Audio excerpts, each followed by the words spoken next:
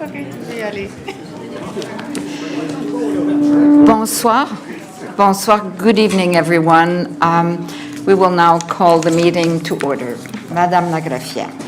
Your Worship, all public meetings of Moncton City Council are simultaneously translated. Hearing devices are available.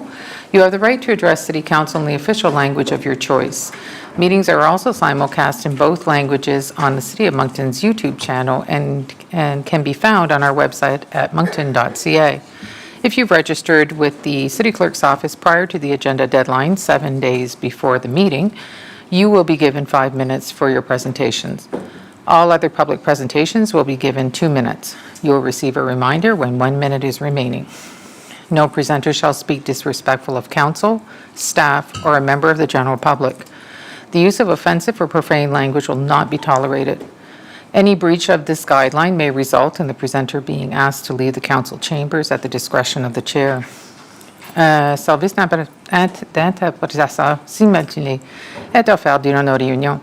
Vous avez le droit de parler dans la langue officielle de votre choix. Les casques d'écoute sans la traduction sont disponibles. Ces réunions sont diffusées en français et en anglais sur la plateforme YouTube. Les réunions sont également diffusées sur l'Internet à moncton.ca. Si vous vous êtes inscrit auprès du bureau de la greffière avant la date limite, c'est-à-dire 16 jours avant la séance, vous aurez 5 minutes pour effectuer votre présentation. Toute autre présentation du public aura droit à 2 minutes. Une cloche, pas une cloche, vous aurez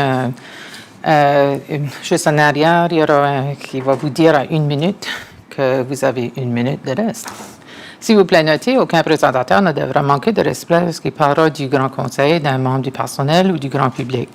Le langage blasphématoire ou les propos offensants ne seront pas tolérés.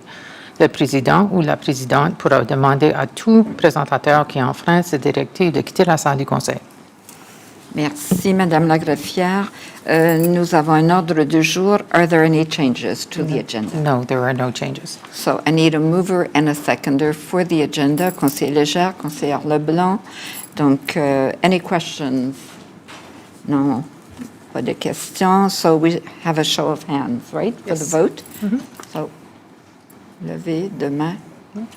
Motion carried. Merci. Conseiller Richard, do you accept the agenda? Yes, thank you. Okay. Merci, Conseiller Richard. Any conflicts of interest? Are there any? No. Madame la greffière.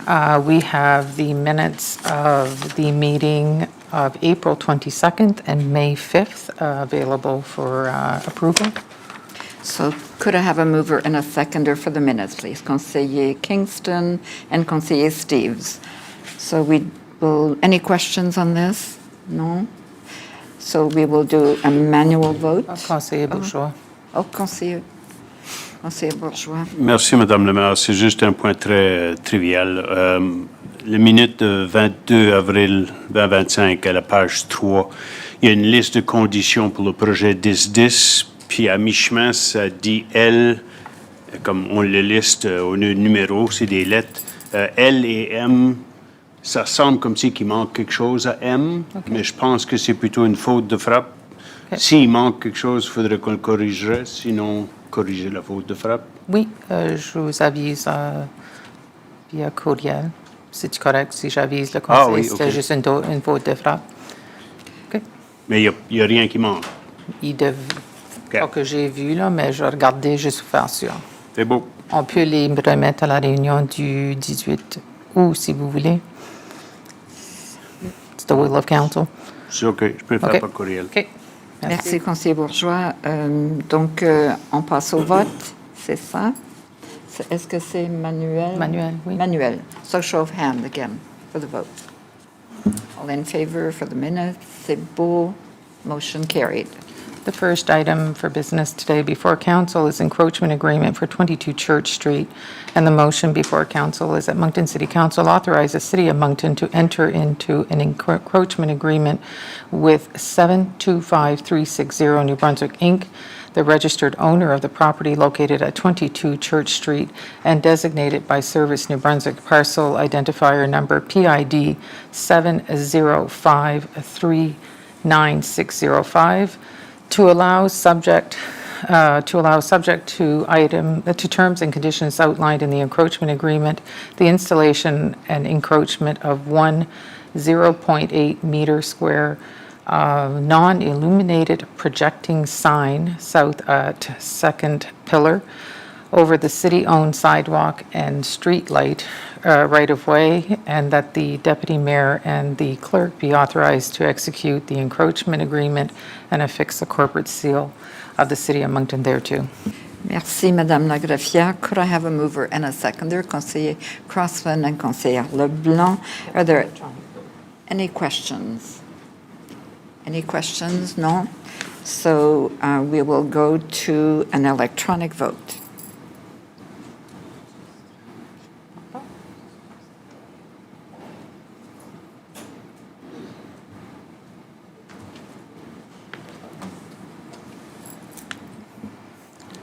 Okay, let's see if I can bring it up.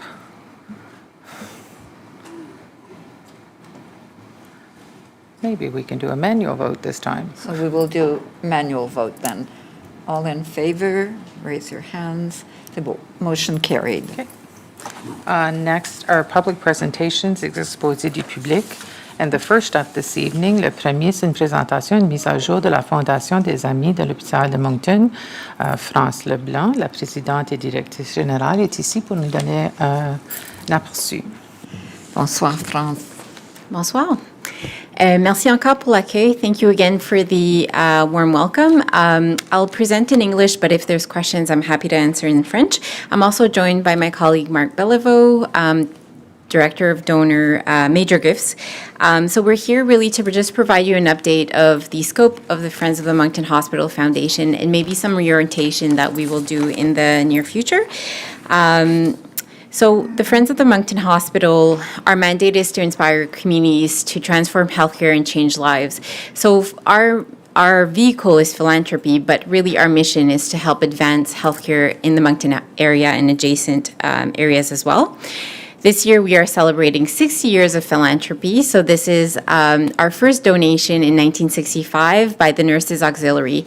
And interestingly, the Nurses Auxiliary have contributed over $2.5 million since their inception, and unfortunately are sunsetting their organization this year, but their legacy is really far-reaching, and we'll be happy to celebrate them. But over these 6 years, we have been able to contribute over $100 million directly to the Moncton Hospital. How we do that is strategically around 5 pillars, and these align very closely with the expertise areas at the Moncton Hospital. So we have cancer care, women and children, brain health, mental health, and innovation. And innovation can be from research to AI to robotics, so really a large catchment areas of priorities. I wanted to just show you really high level a few examples of donor-supported projects, including some that the City of Moncton had contributed to show you the scale of the work that we do. So we were really, really excited after many years of planning to officially open the Jean Elizabeth Saunders Irving unit at the Moncton Hospital for obstetrics and newborn. And that includes, obviously, obstetrics and delivery, postpartum, neonatal intensive care unit, as well as external clinics. What is often not known is that the Moncton Hospital is a catchment area not only for Southeast New Brunswick, but also Northern Nova Scotia, the entire province of New Brunswick, and PI for complex cases. So we are really the hub and a regional center for excellence around women and children. We were very excited to welcome the first baby, baby Olivia, who was the firstborn, and through the generosity of our donor, be able to gift their family a year of free diapers. The mom was so moved that she started crying. For a young family, that can be really impactful. We were also able to also bring together community partners who've made this possible for us, including Mr. Irving, who's spearheaded our campaign for the last 25 years, as well as third-party fundraisers. So these are patients who have been positively impacted at the Moncton Hospital who mobilized to help. And Tiny Dreams campaign is one of those examples. So Rachel and Dennis Como have come together to raise over $85,000 since the inception of the foundation. And we're able to buy NICView cameras that are on all the NICU beds that allow families, moms, dads, and even grandparents from across the world to see the baby in real time, high resolution. It helps with attachment, but also breastfeeding and milk production. So these are some of the innovations that we're able to bring to the Moncton Hospital. We also have a second priority as part of the Extraordinary Care campaign. So the coronary care unit will be opening in 2027, which will help better serve, obviously, vascular and coronary care patients. We're also bringing better diagnostic tools as well with the addition of 3D diagnostic imaging unit for mammography at the Moncton Hospital. This is one of a few examples that where physicians or specialists have worked very closely with the foundation to identify these opportunities to support them and also bringing them to life.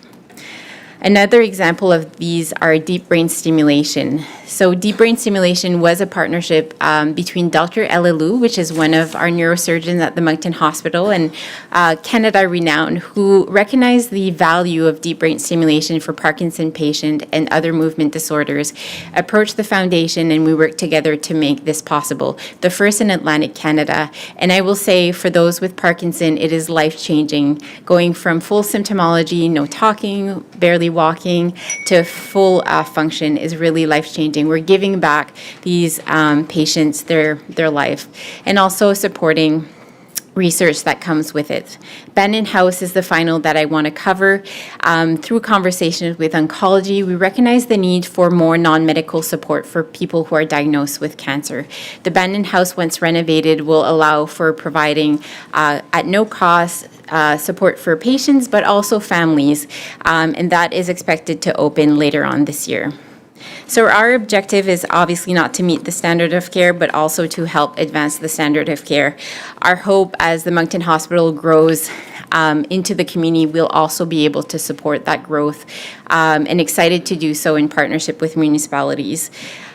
So healthcare, like many of our work, is a team sport, and we're very grateful for the support that we've had from the City of Moncton and others throughout the year.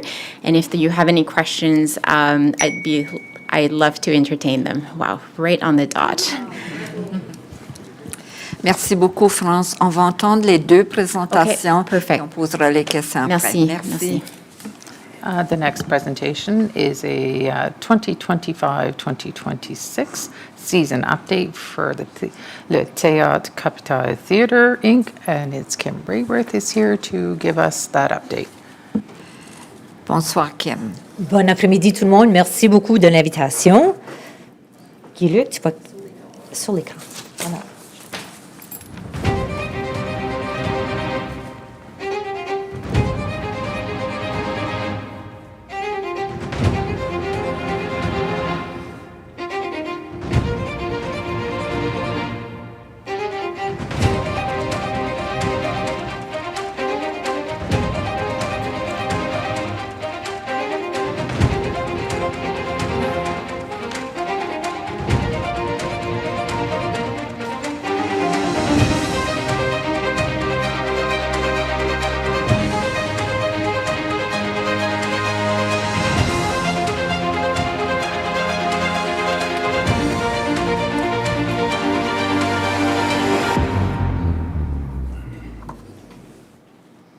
Bon, êtes-vous prêts? Wow!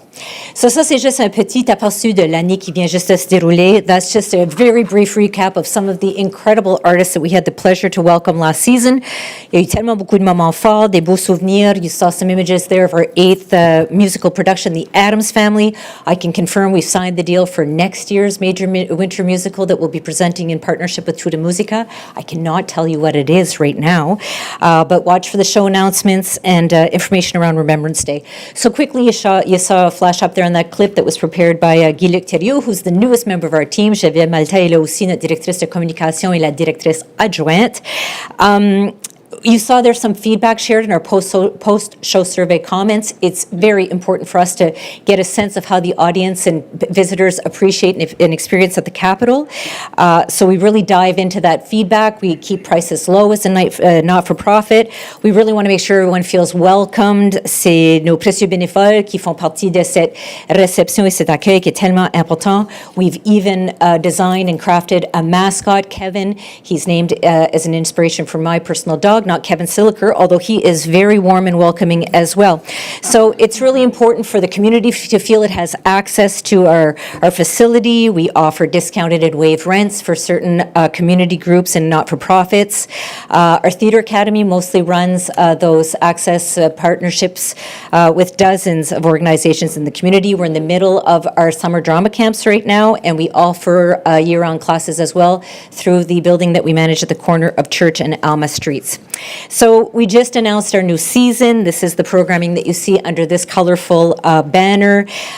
This year we'll be presenting 47 performers. That's $400,000 in artist fees. C'est des artistes de grand renommée, des têtes d'affiche, des artistes acadiens, des francophones, 1755, Freudeux, Salcombe. We're in negotiations with their people. This is arguably one of the biggest bands to come out of Moncton, and we're delighted that they accepted our invitation to perform at the Capitol, and we're working very hard to get a couple of shows added.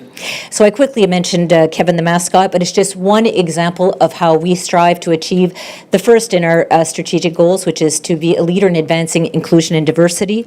We have an arts access program where we invite members of local not-for-profits to reserve complimentary tickets through their memberships to be initiated to an experience at the Capitol. We're also Rainbow registered, and we offer a broad number of barrier-free measures where we achieve to be barrier-free. So we reserve seats in the front row for people with visual impairments. We have bariatric seats, hearing devices, service animals are welcome, of course. None of this would be possible without the City of Moncton's funding. For 32 years, you have provided the core operations funding necessary for us to make these arrangements with artists 12, 18, and 24 months in advance. We are also delighted to maintain what is arguably one of the most beautiful architectural buildings in the community. It has stood on Main Street for 102 years and operated almost continuously. And thanks to the funding you provide us, we were able to complete a major seat renovation campaign last year. We invested $1 million in the building. We changed all the seats. We gave them all away. People were happy to have a part of that history in their homes. We only lost 8 seats, so it didn't put us out of any major capacity there. And we're really happy with the patron response received to date. This summer, we're doing some far less nerve-wracking and disruptive projects, like changing 2 of the 11 sections of the roof and changing major components of our HVAC equipment.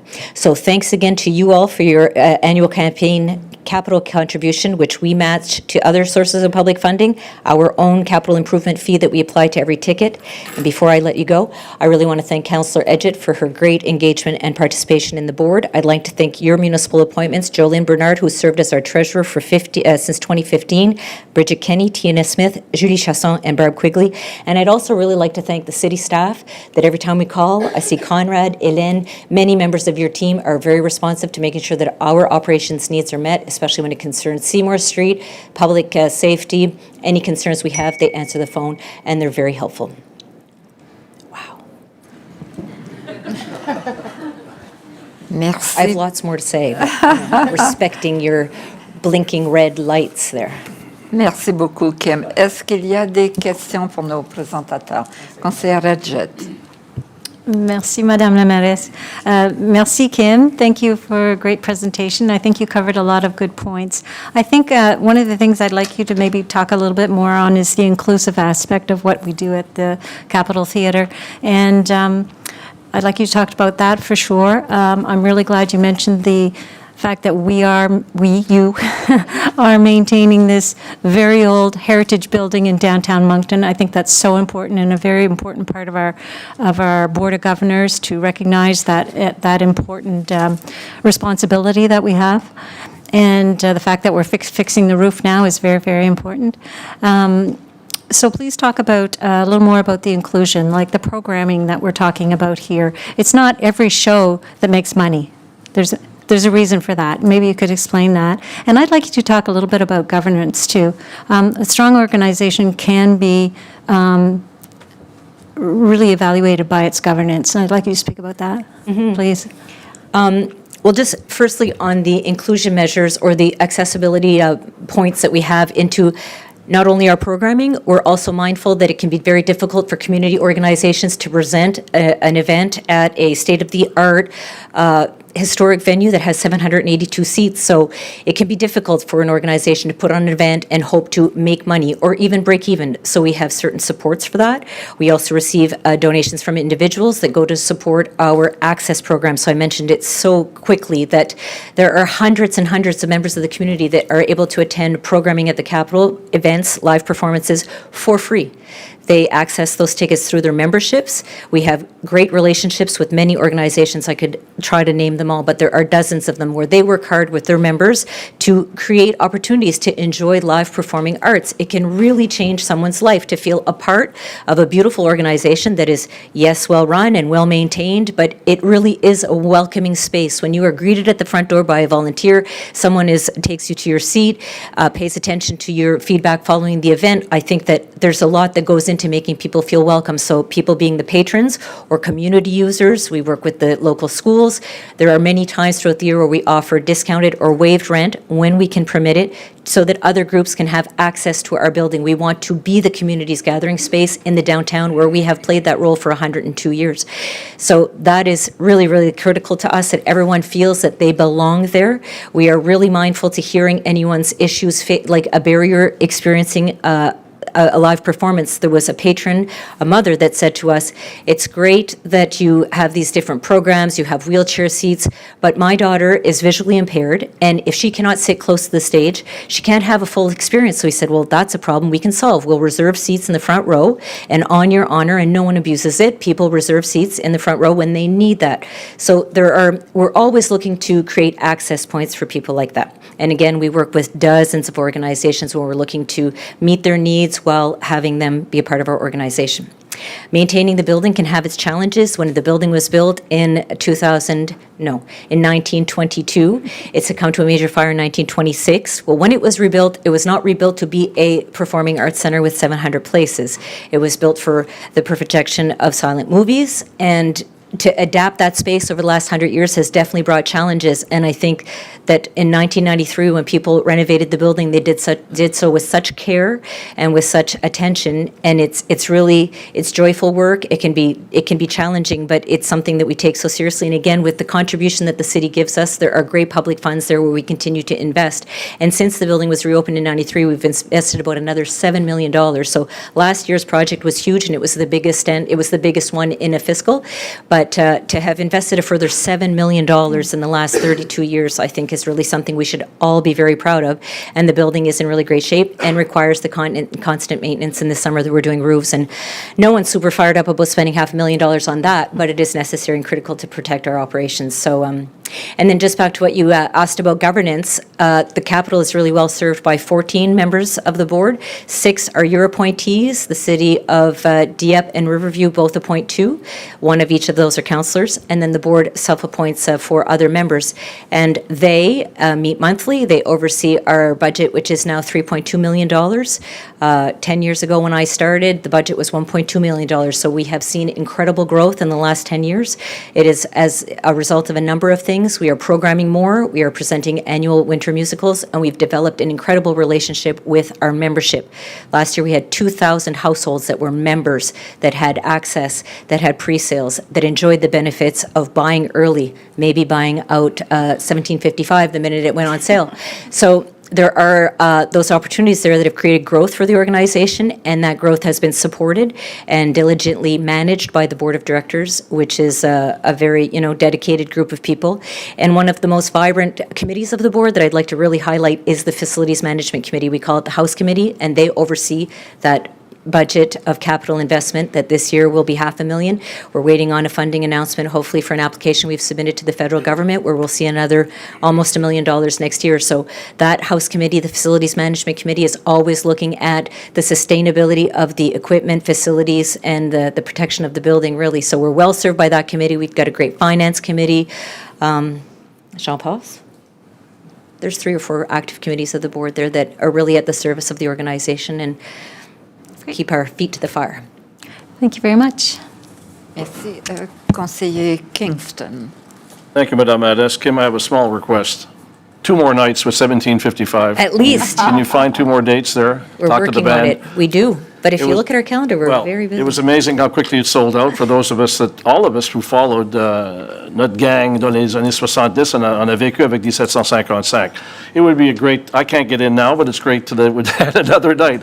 I'm being tongue-in-cheek, It's very of course, but the likely. response was crazy on their farewell season, the farewell tour, I guess, if you will, on the 2 nights sold out in a matter of minutes. So congratulations. Yeah, no, and again, that is like an artist, those are artists that had never performed at the Capitol Theatre.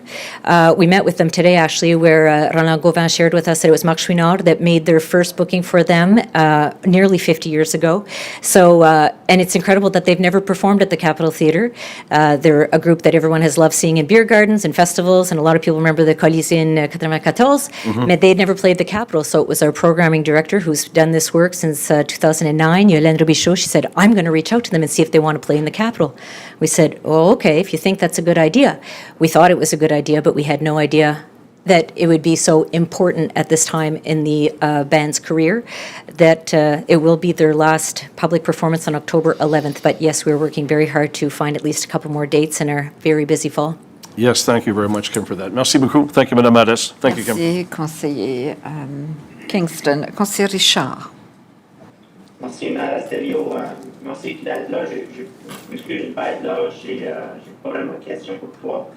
Merci pour la présentation. J'aimerais demander une question en front. J'aimerais faire la front, s'il vous plaît. On peut? Bonjour, conseiller Richard. Hey, comment ça va? Ça va bien, et toi? Ça fait un bout de temps qu'on s'en parle. On demande absolument au comité d'inclusion sociale. J'ai pris ma question en anglais. Okay. You mentioned innovative technology like NICView cameras and 3D imaging. This has got to be something hard to prioritize. Where do you go where? It is, but it isn't. So our board is engaging in what I'm calling a strategic refresh. So we have a strategic plan, and part of our hope is to be able to map priorities in the next 5 to 10 years around innovation and other priorities. So what we're often hearing is conversations of like, well, we'd like a laser, or we'd like this, but let's think bigger and build a vision together, and that's our hope for the fall, that we'll start that process. So we will have clear direction, hopefully after this process. So I'll have more details, but our hope is that we're able to not only recognize opportunities, but really prioritize and meaningful impact on the system so that we can also measure the impact that it has on patient care and patient flow. Also, you mentioned Mrs. Jean Irving. I knew her quite well. What an amazing person. So I don't know if you've ever had a chance to meet her, but she's something else. So very inspiring to see what the foundation is doing for newborn care, groundbreaking brain treatments. I want to thank you and your team. I'm very happy to see you at the head of this. Thank you for and please involve your the team involved for your continued dedication. Hard to read. Two screens at the same time. Dedication to improving local health care for our residents and the communities around. Thank you. Thank you so much, and thank you for the support. I think a lot of the work that the City of Moncton is doing also feeds into the type of conversations we're having around community health centers and the impact and aligning needs. So I think as we go through this refresh process, we'll also have some opportunity to engage more actively to make sure that we are also responding to the social inclusion piece and others that we are all working on. So thank you for your questions and comments. Keep us in the loop. Thank you. Merci, conseiller Richard. Merci beaucoup, France et Kim, pour les présentations. Vous êtes vraiment 2 groupes qui sont essentiels à la qualité de vie de nos citoyens et citoyennes à Moncton. Merci. Madame la greffière. The next item is planning matters, les questions d'urbanisme, and there's one before council today, and staff name bank technical group, Glendale name change, and I believe that Paul Edgar is going to lead this.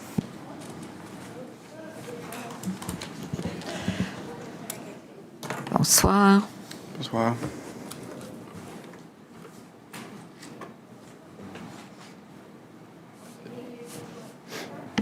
Could we bring up the presentation, please?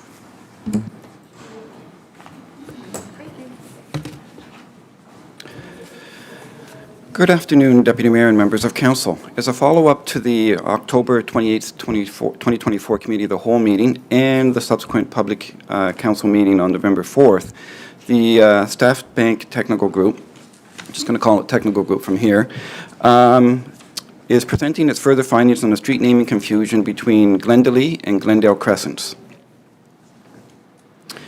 The Glendale Crescent is located in Ward 2, while Glendalee Crescent is located in Ward 4. The staff name, or the technical group, have received complaints from a resident on Glendale Crescent about misdirected packages reaching their address instead of Glendalee, and vice versa. As well, the same resident reported being visited by RCMP on a matter that was not at their address but allegedly occurred on Glendalee. Original research for the two streets showed that Glendalee Crescent was registered January 14, 1974, while Glendale Crescent was registered 3 weeks later on February 1, 1974.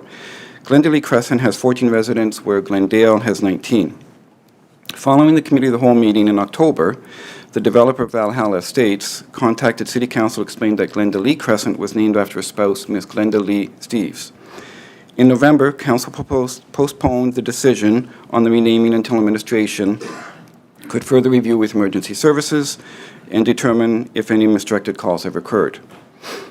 Administration conducted additional research into the origin of Glendale with support from 2 members of our technical working group, both employed at Resurgo, in research and cultural development. No evidence was found linking the name Glendale to the local area or any specific individual.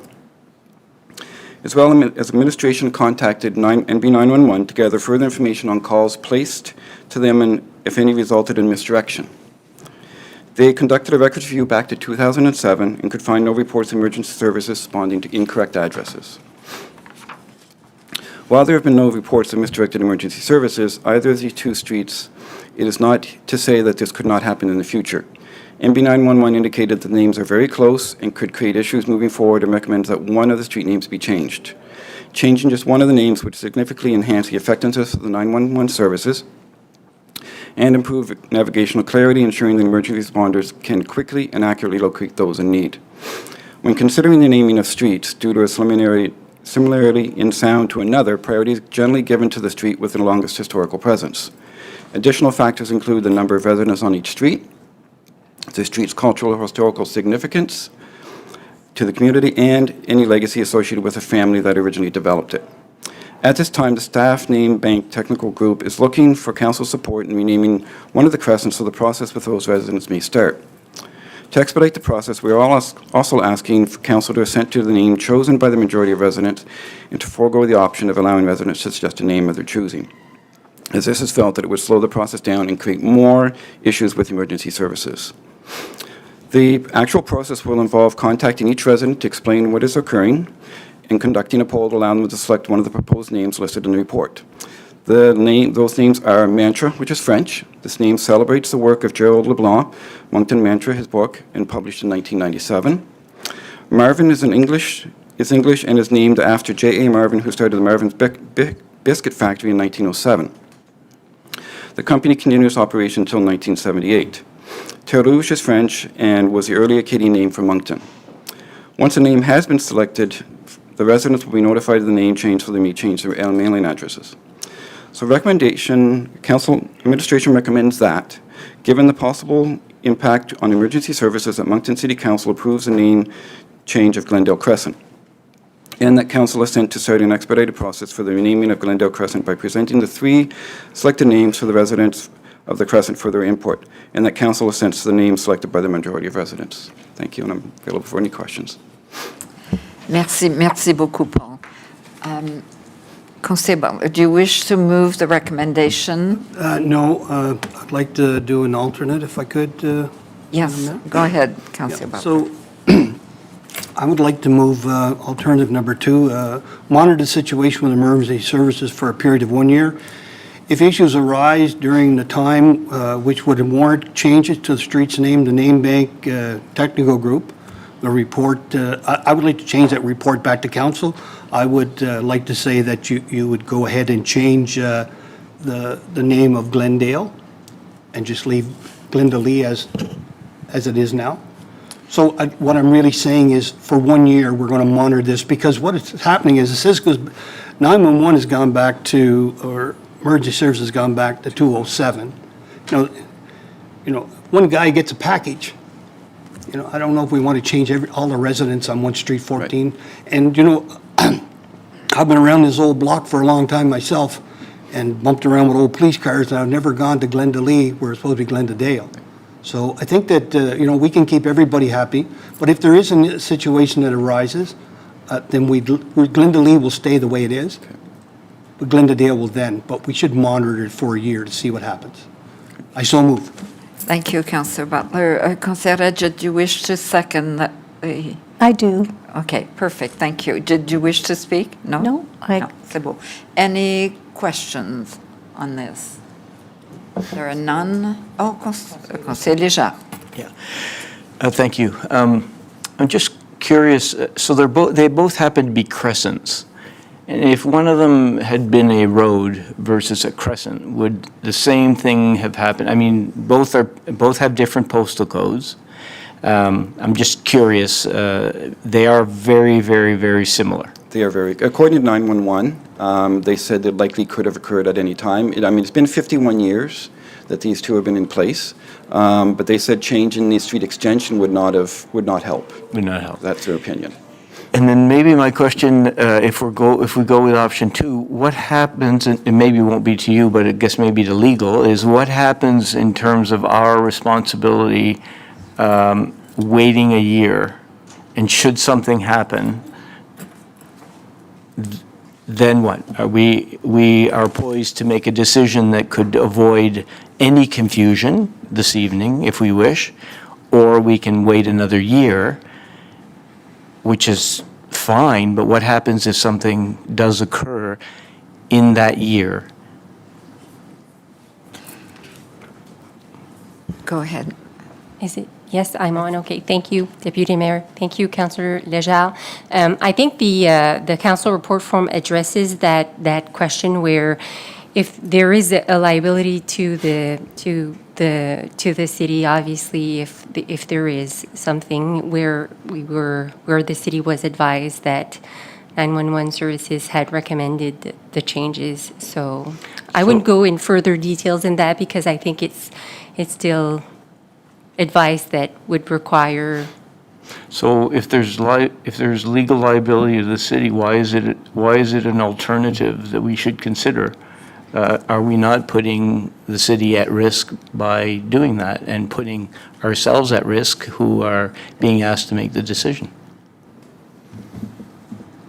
We would probably require council to give more advice on this. Would probably require to give council advice in private where it's legal. I wouldn't go in further details with that. But there is a note in the CRF with respect to that, and where it is obviously a risk, where there is a risk, right? Because the names are so close to one another, right? So I think that was put into the CRF. But the risk is there. I guess maybe I'm baffled by, if there's a risk, you're asking us to take that risk. So I don't know, maybe at this, and I don't know if I certainly will not vote in favor of. I think the risk is there, and we've identified it, and so I feel that we should have more information before making that decision. So, Monsieur le Gérant, s'il vous plaît. Merci, Madame la Maire Adjointe. Again, I think as our solicitor provided, we can take this back, and if there's a requirement or a request for it to provide more detail on the legal risk. Vas-y, France. I just wanted to mention that, just so council's aware, the recommendation before council is not what you are being, it is the alternative, right? So the risk associated with that is obvious. But I'm just saying, like, the recommendation before council is that what call just presented to No, council. no, So I it's an understand. alternative, But but the alternative is what has been moved, not the recommendation that staff were recommending. So my question now becomes, first of all, why is it an alternative if we're at risk? And so therefore, that's why, and maybe we might be better just tabling this for now and getting some information before making that decision and putting the city at risk. advice with respect to what was moved this evening. The advice, exactly, as to what was moved this evening. Monsieur Legérand. I guess we could, the option here is to postpone until August, the next August private, where we would provide legal advice to council. Merci, Monsieur Gérard. So what is the wish of council? Conseiller Léger, vous avez fini votre question? Yeah, I guess even in thought, if we were to postpone this and something happens between now and August, are we legally at risk as well? Because we're postponing something that's in front of us. I just, it probably will not happen.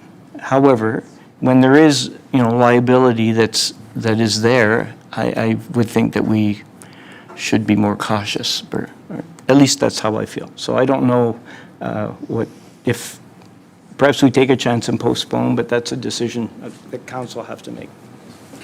So again, we can provide you that legal advice in private at our next private meeting, and we'll allow our legal team to provide you exactly what that risk is, and then you'll have the information to be able to make a further decision at a future meeting.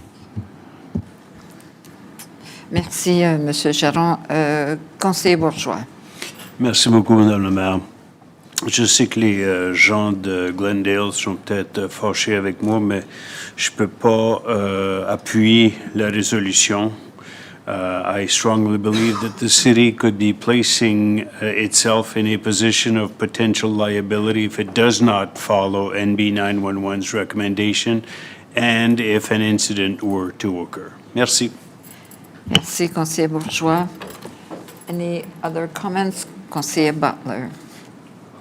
I'll withdraw my motion and recommend the first one. You will recommend. So you will move the first one and second, Conseiller Edgett, do you wish to second? No, you Conseiller Léger, seconded by Conseiller Léger. Conseiller Richard, are you there? Hello? Oui. I just want clarification, so Councillor Butler moved the alternative number one or the true recommendation? Conseiller Richard, we're going with the recommendation, number one. This was with me. So, so that's, I'm looking at the 14 residents that are now having to, we're going to be forcing a name change on them. And they have the choice of the three names that are being presented here tonight. I think they should actually have a chance to find their own name, let's say, if there's something that they would be interested in, have a full option, not only a partial one.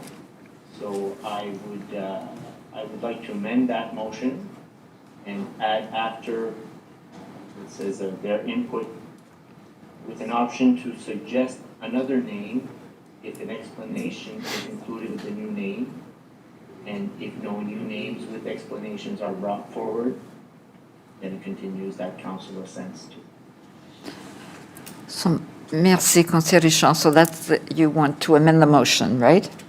We add that to the motion. Madame la Greffière, could you read If the mover and the seconder are okay with that addition, that would be my first question.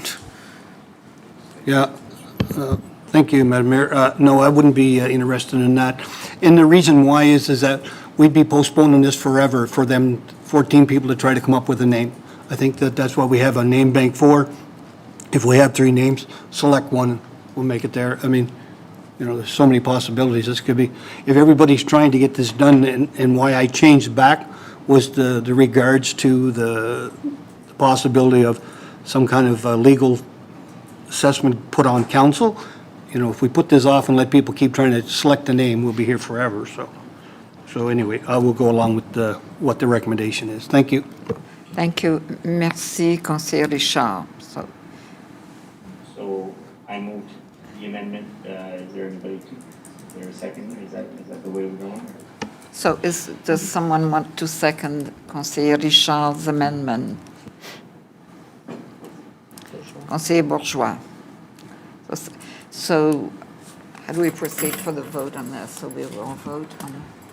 We'll probably do a manual vote, but we have to vote on the amendment first.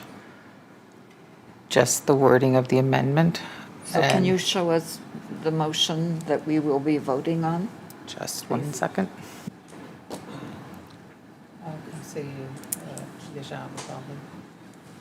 Just, Conseiller Léger. merci.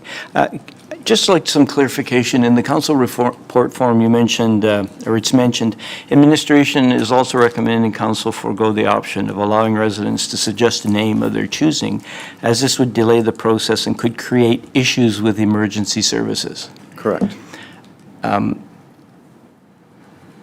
It could delay the process further by letting them select their own name. So that's why you went to looking at 3 names that are possible. Yeah, working with the Okay. legal department, that's what we came up with in order to expedite this and get it done as quickly as possible. Okay, thank you. Merci, Conseiller Léger.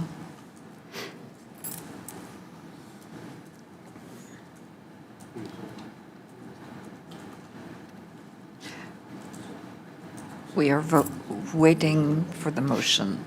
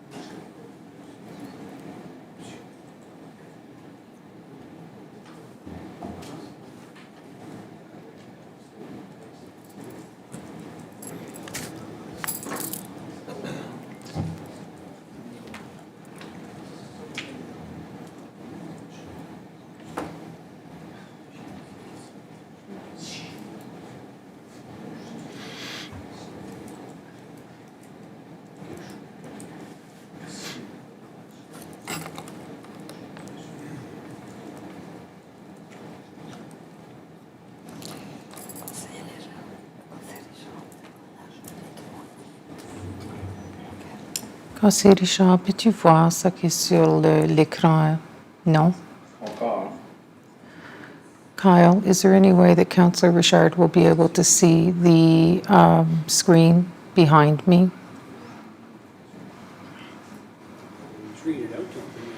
Yep. Ah, there you go. Le vois-tu, Conseiller Richard? Oui. Okay. So ça allait un petit peu plus long que ça. I was saying submit their own recommendation with an explanation. So, and I was saying that so that it wouldn't drag on as long as we're talking about right now. So it was still to give them the chance to, if they had a good idea with something that was solid, an actual recommendation with a reason, an explanation. That's the way I was going. To actually give them a chance.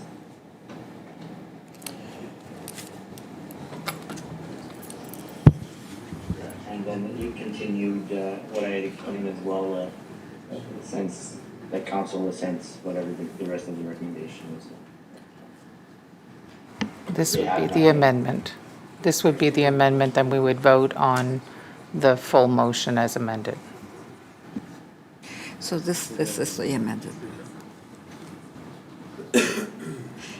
Ça, est-ce que ça va avec la première partie de la motion? Ça, c'est l'amendement. L'amendement, après, on vote sur l'amendement. Après ça, on vote. Si le conseil accepte ça, on va voter avec cette addition-là à la motion. So we are going to go for a Conseiller vote Bourgeois. on the amendment. We have questions, Conseiller Bourgeois. Ouais. Conseiller Bourgeois? Merci, Madame la maire. Quand j'ai appuyé ça, c'est peut-être moi qui ai mal compris, mais moi, je croyais que le conseiller Richard voulait, en plus de consulter les résidents de Glendale sur les 3 noms, qu'on leur donne aussi la possibilité d'en soulever une 4e. Moi, c'est comme ça que je l'ai compris et c'est pour ça que je l'ai appuyé. Mais si le conseiller Richard, si c'est ma comprenure qui est mauvaise ou si elle est bonne, j'apprécierais de le savoir. C'est exactement ça que je disais. C'est juste parce qu'on on enlève quelque chose aux citoyens, aux résidents. On devrait au moins lui donner la chance, parce que ça va paraître comme si on arrive comme un taureau, là, qui veut dire, vous allez changer de rue et voici votre choix. Si on leur donne également l'option d'arriver avec une meilleure solution, c'est beau. Merci, Madame la maire. Merci. So, j'essaie de comprendre, conseiller Richard et Bourgeois. Donc, ce qu'on vient de lire, c'est pas exactement ce que vous voulez voir dans la motion? Est-ce que c'est ça que vous voulez dans la motion? Ce qu'on a vu tantôt, l'amendement. C'est pas ça. Donc, Non. est-ce que quelqu'un peut me lire l'amendement dont vous voulez? Je vais laisser conseiller Richard, puis tu me corrigeras. Le 2e paragraphe de la recommandation est très bien, là. That council assent to starting an expedited process for the rename of Glendale Crescent by presenting the 3 selected names to the residents of the Crescent for their input, and that council assents to the name selected by the majority of residents. Juste après la virgule, là, selected name to the residents of Crescent, with the possibility of suggesting an alternative name. And that council assents to the name selected by the majority of the residents. C'est Merci. avec l'explication qu'ils ont une raison pour le nom. Okay? Merci beaucoup. Donc, I think we need to think about the residents in this, and let's not complicate this anymore. So, let's go ahead, Madame la greffière. Okay, so you want to amend the second paragraph as the amendment, not as, now I might need some legal advice on this. The second paragraph would remain verbatim until input, Yes. as well as giving the residents the opportunity to submit a 4th name with an explanation as to why they suggest this name, and that council assents to the name selected by the majority of the residents.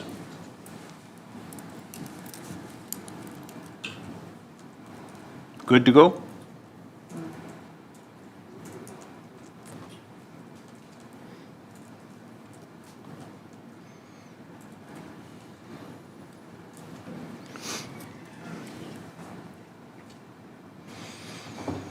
Is that okay to be added? That's just the added. That the paragraph would remain the same with that line in there.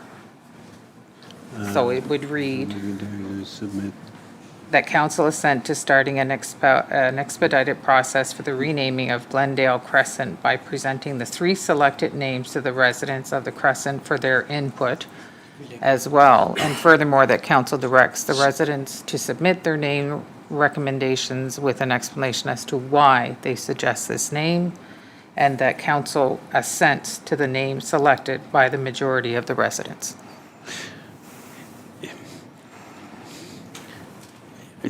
I just want to make sure that when we consult the citizens, we tell them, do you have any better alternative than the 3 that we have there? Right, Councillor Richard? Yeah, and I think So if it's, that's what we're asking them. I hope that's what we're asking them. The way I had said it was with an option to suggest another name if an explanation is included with the new name, and if no new names with explanations are brought forward, that council assents. Monsieur Gérin. That's what you're reading. That's what I said. I don't believe that council can direct residents, No. so Well, we'll provide the I didn't say opportunity. direct. No, no, I know, but that's how it's And written, ask, so yeah, we just that need we to can modify change the it to- language yeah. Yeah. to reflect that we provide the opportunity to residents. Yeah, that's what I had said, with an option to suggest. Conseiller Léger. Conseiller Lejeune, go ahead. Yeah, so then, instead of direct the residents, you're going to say give possibility to the residents? Is that, that's what this, Provide an that's what the opportunity. city manager was saying? Yeah, Yeah. okay. That's fine, but there also is a criteria for our name bank. So we have to make sure that it fits the criteria that we establish for the selection of names in our name bank. So we just need to be clear on that. Otherwise, it goes against the policy that council established. Hence, probably why the suggestion to go with 3 names, but I think it gives an opportunity, and maybe it is, I don't know. Anyway, just have to keep that in mind, that, or that it has to then go through the process of adding to the name bank. Go ahead, Paul. Merci. Just to clarify, any names that are selected by the residents outside of the names that we've already brought forward will have to be vetted with 911 and the other emergency services in the area. And as well, if it's not already in the name bank, we'll have to come back here to give you guys assent to that, because it may not be a name that you like. And then, once we get there, we've got to go back to them to poll it to see which one out of that they want, out of those. So it might be a good suggestion to allow staff to do their work on this. So how do we proceed so that we get this done? This is really, what is the motion? Monsieur Legeron. Could I, So I believe that there is an amendment to the motion that's been put forward. The amendment, the additional language needs to be voted on, and if it is agreed to by council, then that will be added to the entirety of the motion. That is the recommendation that's on the CRF to change the name of Glendale to whatever comes out of the process that's agreed to by council. Conseiller Richard. Ouais, je voudrais juste répondre à la commentaire à Paul Edgar. I'm not making a polling after that. I mean, if the residents can come forward with something that works, at the end of the day, council is going to be deciding if that name goes forward or not. So it'll go through the process, and you know, what happens happens. I think this is that huge of an issue. So we have an amendment before us. Can we go to the? Conseiller Redget, go ahead. Merci, Madame la Mairesse. I won't be voting in favor of that. I don't quite understand the urgency here. I was much in favor of us reviewing this over the next year and seeing what the actual problem was. I mean, if we look at names of streets, I'm just coming up with West Street. We've got a West Street and a West Lane. Do we have problems with those 2 streets? Not that I know of, but they've been around for so long that everybody just knows. I'm just I saying, know, do we have I any know. problems with West Lane and West Street? Or, yeah, to the street. audience. Do- West Street? Yeah, Problems? So, no, no. Nothing's been reported to the street that's been naming committee, reported, so, okay. to us anyways. Good to know. Yes, I will not be voting in favor. Thank you, thank you. Conseiller Redget. Does anyone else wish to speak? If not, we are going to proceed with the vote. So on the amendment, so do we do electronic or show of hands? Electronic. Electronic vote. And the word direct is not there anymore. It shouldn't be. So should be showing that their council give the opportunity to residents.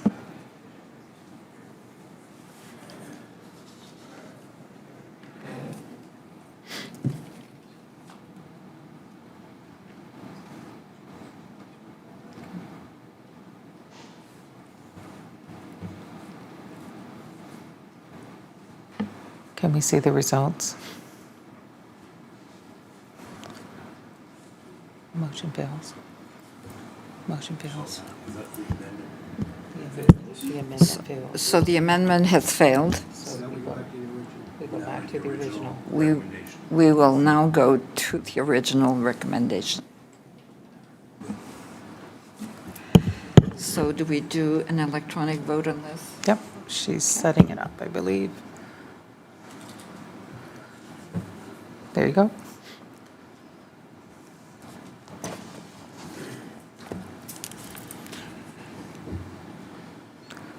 Okay, can we see the results?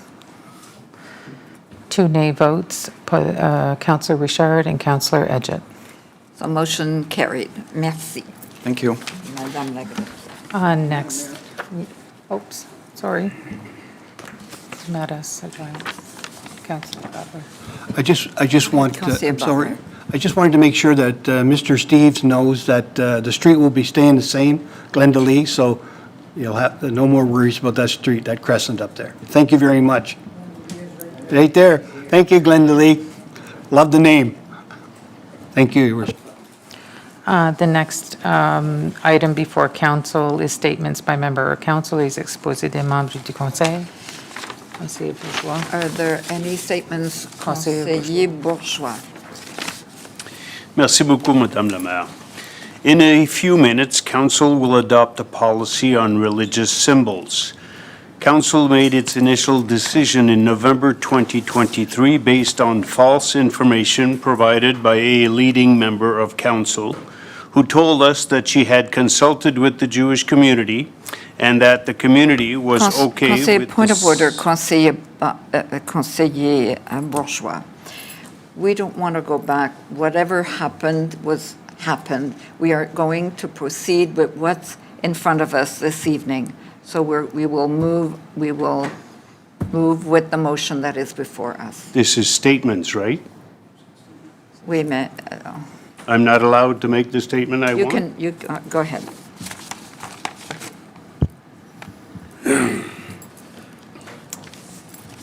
Do I start over, or?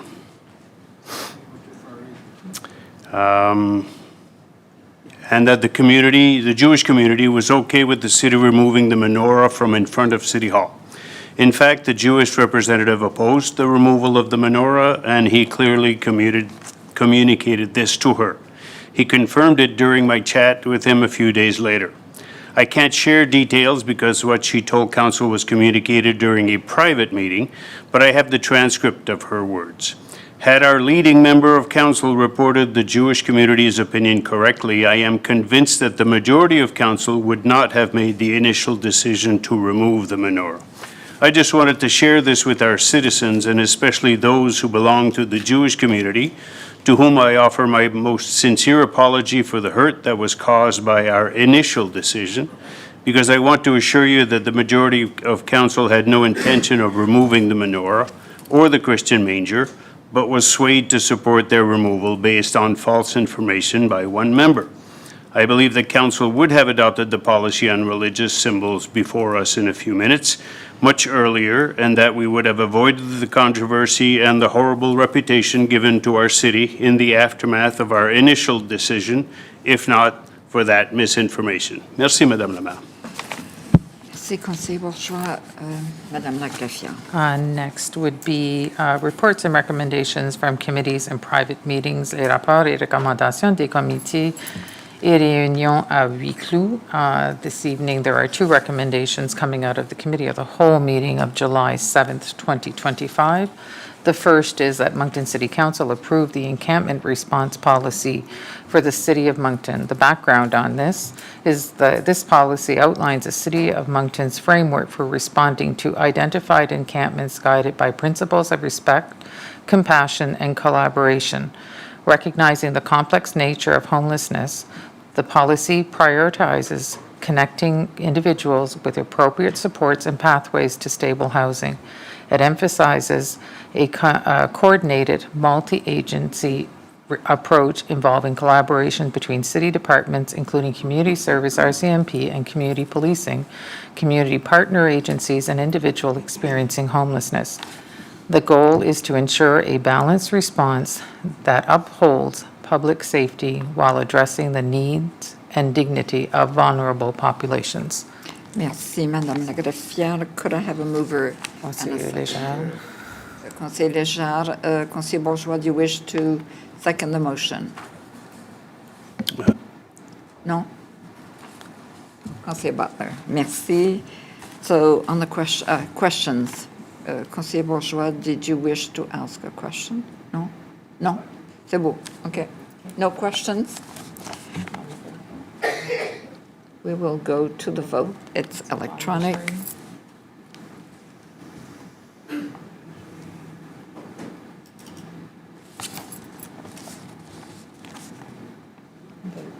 Unanimous. The results of the votes are unanimous. The next item from this meeting is that Moncton City Council approve the religious symbols on municipal property policy for the city of Moncton. The backgrounder on this is the above policy was developed to provide a process for religious groups wishing to display religious symbols on municipally owned or managed property. A jurisdictional scan of 10 Canadian municipalities was conducted to determine how they manage such displays. The goal of the policy is to be inclusive, respectful of religious diversity, and align with best practices across the country. Engagement was also conducted with a number of religious groups to secure their input and Merci, feedback. Madame la greffière. I need a mover. Conseiller Steeves, Conseiller Butler, merci. Any questions? No, no questions, so we'll go to the vote. Electronic. Okay.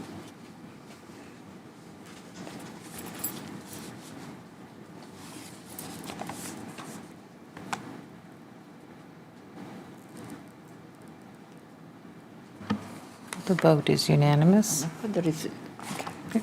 So the motion is carried. Merci. The next item is a report from administration, les rapports de l'administration.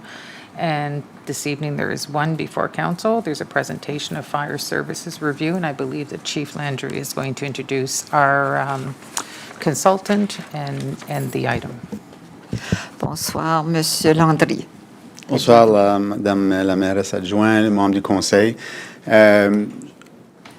Shelley is the consultant online? Yes, he is. Okay, perfect. So last year, we had gone to tender for a consultant company to do a fire service review, and they conducted that. And tonight, we're pleased to be here to report on those results and the recommendation. So Guy Degagné is one of the senior consultants from EMG Group, the consultant that was selected, and he's going to present, and then we'll be open for questions after the presentation. So, here we go.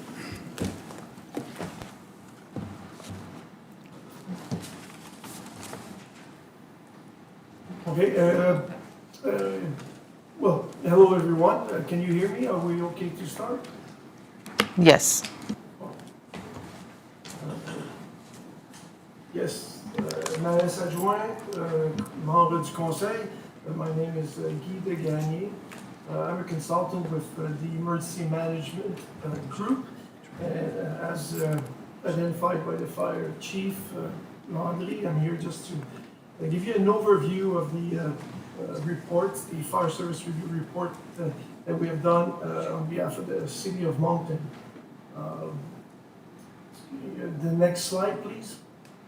So again, there was a request of proposal that you're aware of, and the ideas of this was definitely to address the fire service in consideration with the City of Moncton's municipal plan and also the urban growth strategy, to be able to pretty much address financial consideration, feasibility, sustainability of the program vis-a-vis the growth, the anticipation growth of the City of Moncton.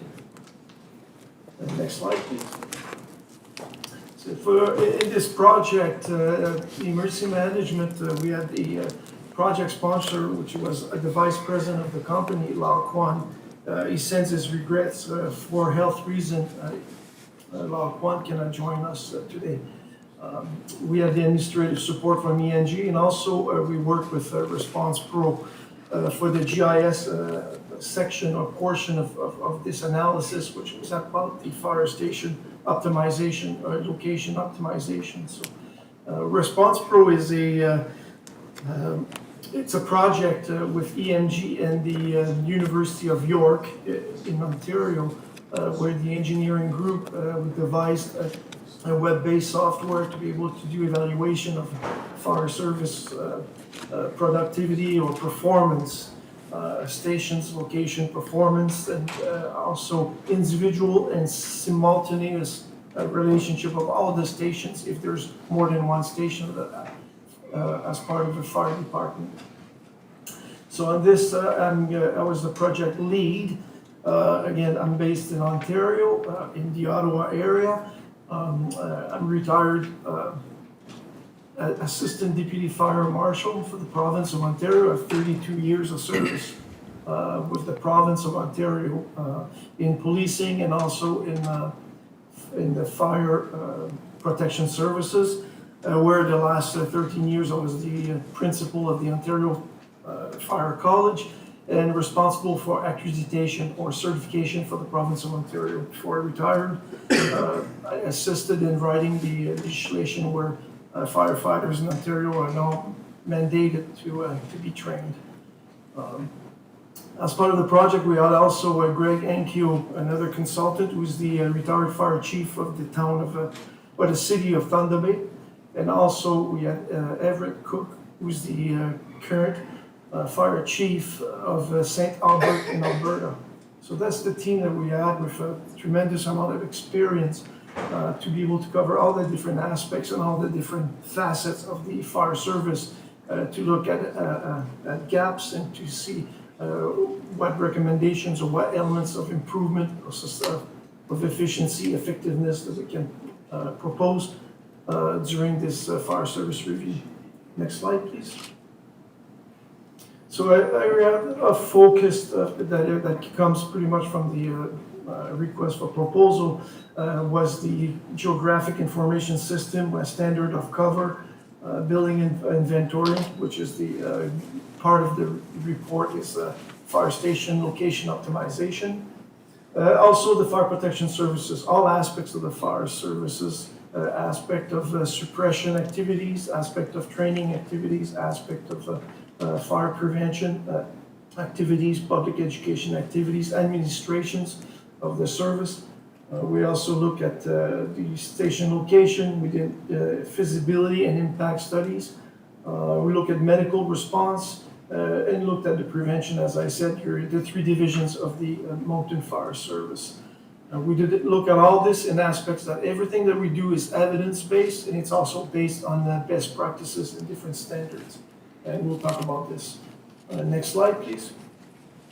So in the process of doing this review of the fire service, which is over a certain number of months, we do a research of gathering of information. So obviously, we do use different aspects of research. We do a data analysis looking at best practices because the documentations and all aspects and all recommendations are evidence-based. And then we make recommendations. Next slide, please.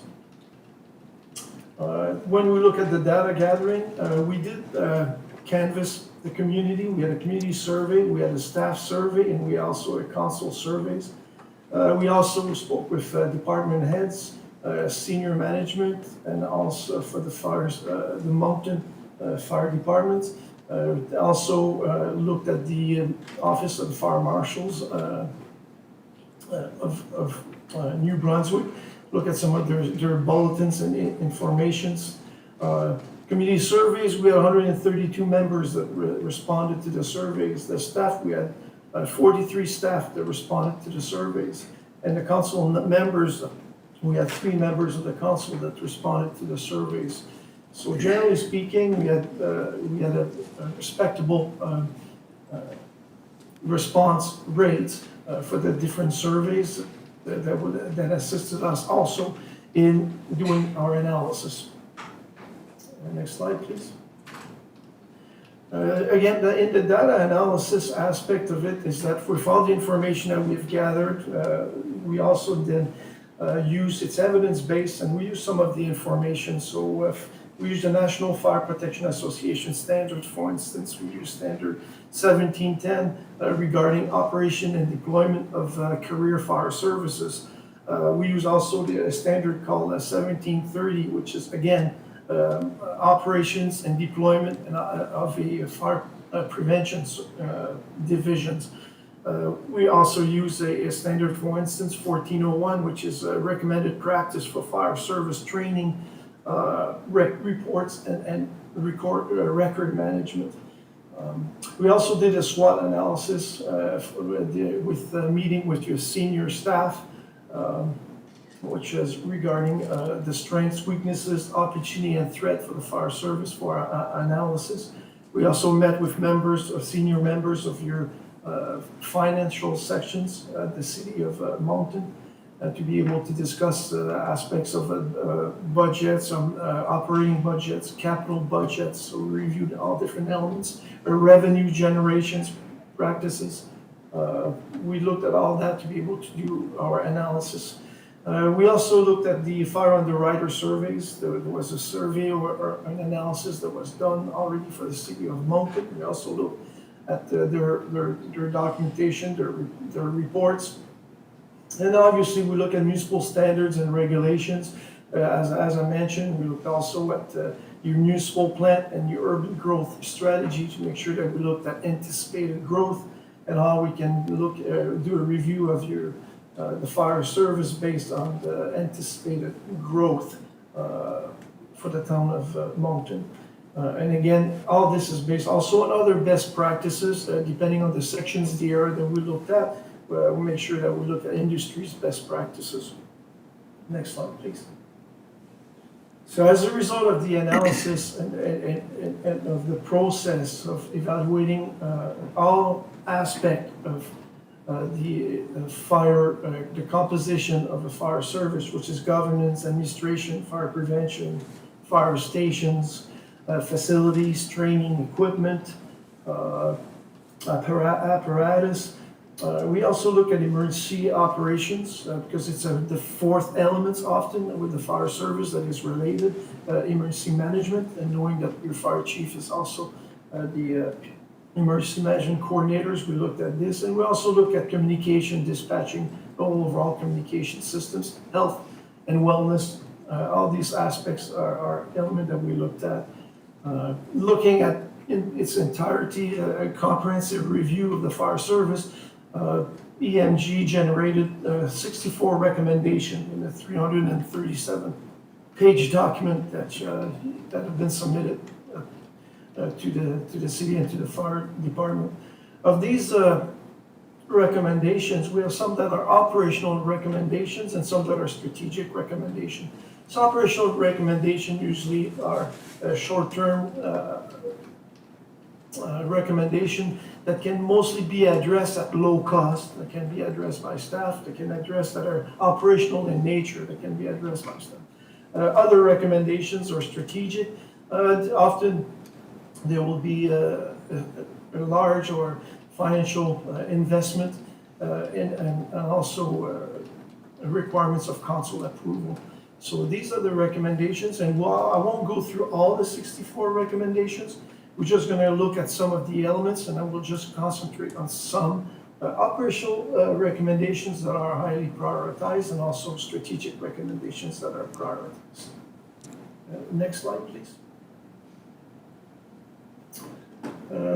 So when we look at the, any question at any time, please let me know. So if anyone has any questions, what we have covered so far.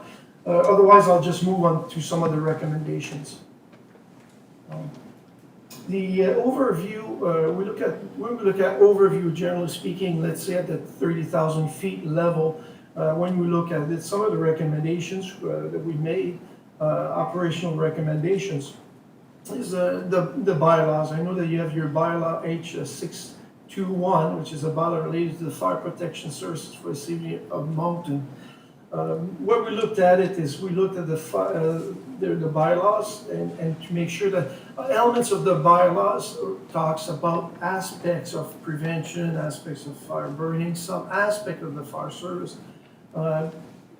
We in our evaluations, we see that going forward, the fire chief should have an annual review and updates the bylaw as needed, and at least provide some support to the council and to the city of Moncton as to changes that may be required as needed from the needs and circumstances of fire protection services within Moncton. Generally speaking, we looked at the bylaws, and we certainly prefer bylaws that are maybe a little bit more explicit as to the services, the level of service that is provided by the city. You may want to look, for instance, at the city of Fredericton that speaks about the chief, the roles and responsibilities of the chief, the role and responsibility of the fire departments, identified as a certain level, the level of service that is provided. With this, it provides you with a better understanding, overview of the fire service, and also for the staff having a better vision of what the fire service is and what are the services that are provided by the fire service. That way you can determine what services, and it eliminates issues of inefficiencies or that we may find sometimes because of not really understanding what we have an idea what the fire department is, what the role and responsibility of fire services is, but that sometimes if it's not iterate or explicitly there, then sometimes there's a creeping of duties or responsibilities. So for that aspect, when we looked at it as an overview, we recommend that maybe the fire chief annual reviews and based on the needs and circumstances of the city with respect to fire protection services, what they should be offered, and be a little bit maybe more explicit as to what the bylaw would be indicating or regulating. The other aspect of it as an overview has to do with the standard operating guideline. We certainly commend the fire departments to have an exhaustive list of standard operating guidelines. However, in our review, the guidelines are mostly the responsibility of the fire chief and pretty much transformative in his leadership. Chief Landry certainly works with members of the departments, with the senior staff to be able to review and to have some diligence as keeping up to date the standard operating guidelines. But our suggestion is also to engage the staff at different levels in creating what we call a committee to be able to look at the standard operating guidelines, which is, there's so many of them that is not only on the shoulders of one person, but with a committee that be able to review all these different standards. So I would certainly, that's a recommendation that we make to be able to look at maybe having a committee that is made of different members at the different levels, lieutenants, captains, prevention side, training side, and also suppression side. And as a committee to be able to review the standard operating guidelines instead of being on the shoulders of only one person. Next slide, please. When it comes to the administration, generally speaking, when we look at the administration, the municipality should review its council meeting structure to ensure that the fire chief reports quarterly to the council in view of the peculiar high risk associated with fire protection services. You will just notice here that when we do our review, administratively speaking, is that the city of Moncton organizational structure have a fire chief that reports to a manager, and I know that you have all your managers that report to the CAOs. That being said, the bylaw clearly states that the fire chief is responsible to council, although it says that it's through a manager. There might be a reporting relationship with the manager, but the high risk associated with fire protection services, your structure demonstrates a dotted line associated with the Kodiak Regional Policing Authority. Policing and fire are two very high risk, and in our review, we recommend, it's only it's recommendations, that the fire chief does report to the council quarterly. So there should be a little bit more of a relationship between fire and the council to understand what are the issues with fire services. You may get some from the manager of the service. However, as we mentioned, for us, due to the peculiar high risk associated with fire protection services, the same relationship you have with policing as to there should be a certain aspect of direct rapport, council and fire chief. The other recommendation, administratively speaking, is that the administration support positions be increased by one staff. We know that our research and our review of the department, that historically there was 2 admin staff. We know that systemic to the fire service has always been the clerical elements, but this is not just a mountain issue. This is, I will say that it's systemic of the fire services across Canada, all the services I dealt with, that we tend to undervalue the clerical aspect. The mountain fire service is an administration aspect of it, as a prevention division, as a training division, as a suppression division. There's a high number of staff, equipment, and also that is involved. And a lot of the elements falls under one administrative support, or it really falls into staff. Please, no disrespect, but it's highly paid staff that are doing clerical, not to minimize clerical work, but when we look at efficiency and effectiveness, there would be efficiencies. Throughout the report, we did realize that there are reporting issues and administrative issues with all divisions, prevention divisions, with prevention division, training divisions, and also the suppression division. Survey, for instance, staff were had a little concerns about the platoon chiefs, spending so much time doing administrative works that is distracting from doing operational work. We've seen the same thing in prevention, where prevention officers will spend lots of time. It is distracting for them to be able to do some prevention, some inspections, or some fire investigation functions. We did see the same aspect when it comes to the training elements, where you have training officers that are spending a lot of time developing programs, developing lesson plans, developing training records.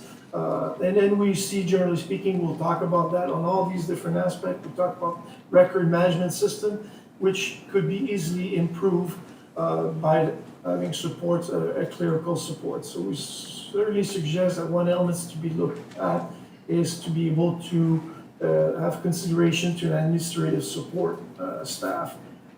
Again, this is one FTE that will have to be improved on this, and we're looking at between 47,769 to 63,833. And the document specifically will talk about the cost that would be associated to this. There is a cost associated with, and also the fact of having one more staff, administrative staff assigned to the department. Next slide, please.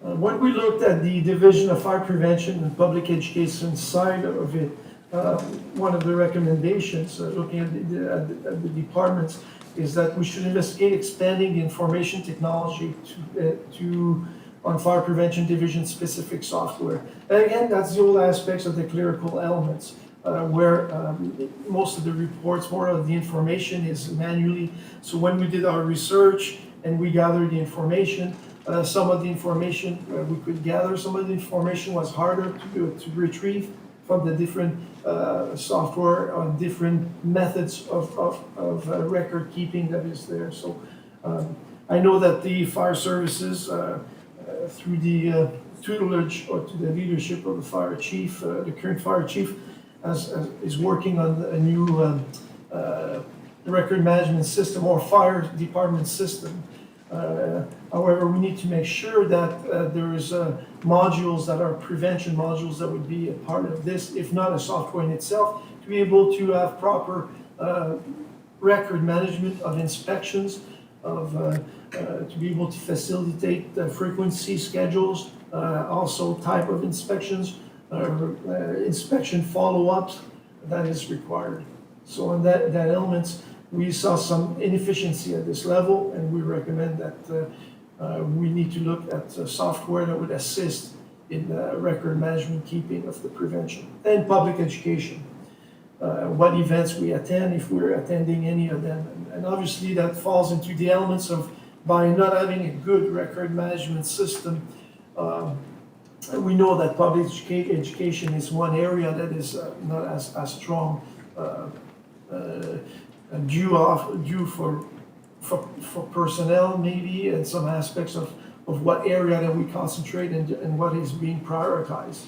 But the prevention side of it, the public education side of it is definitely not as efficient.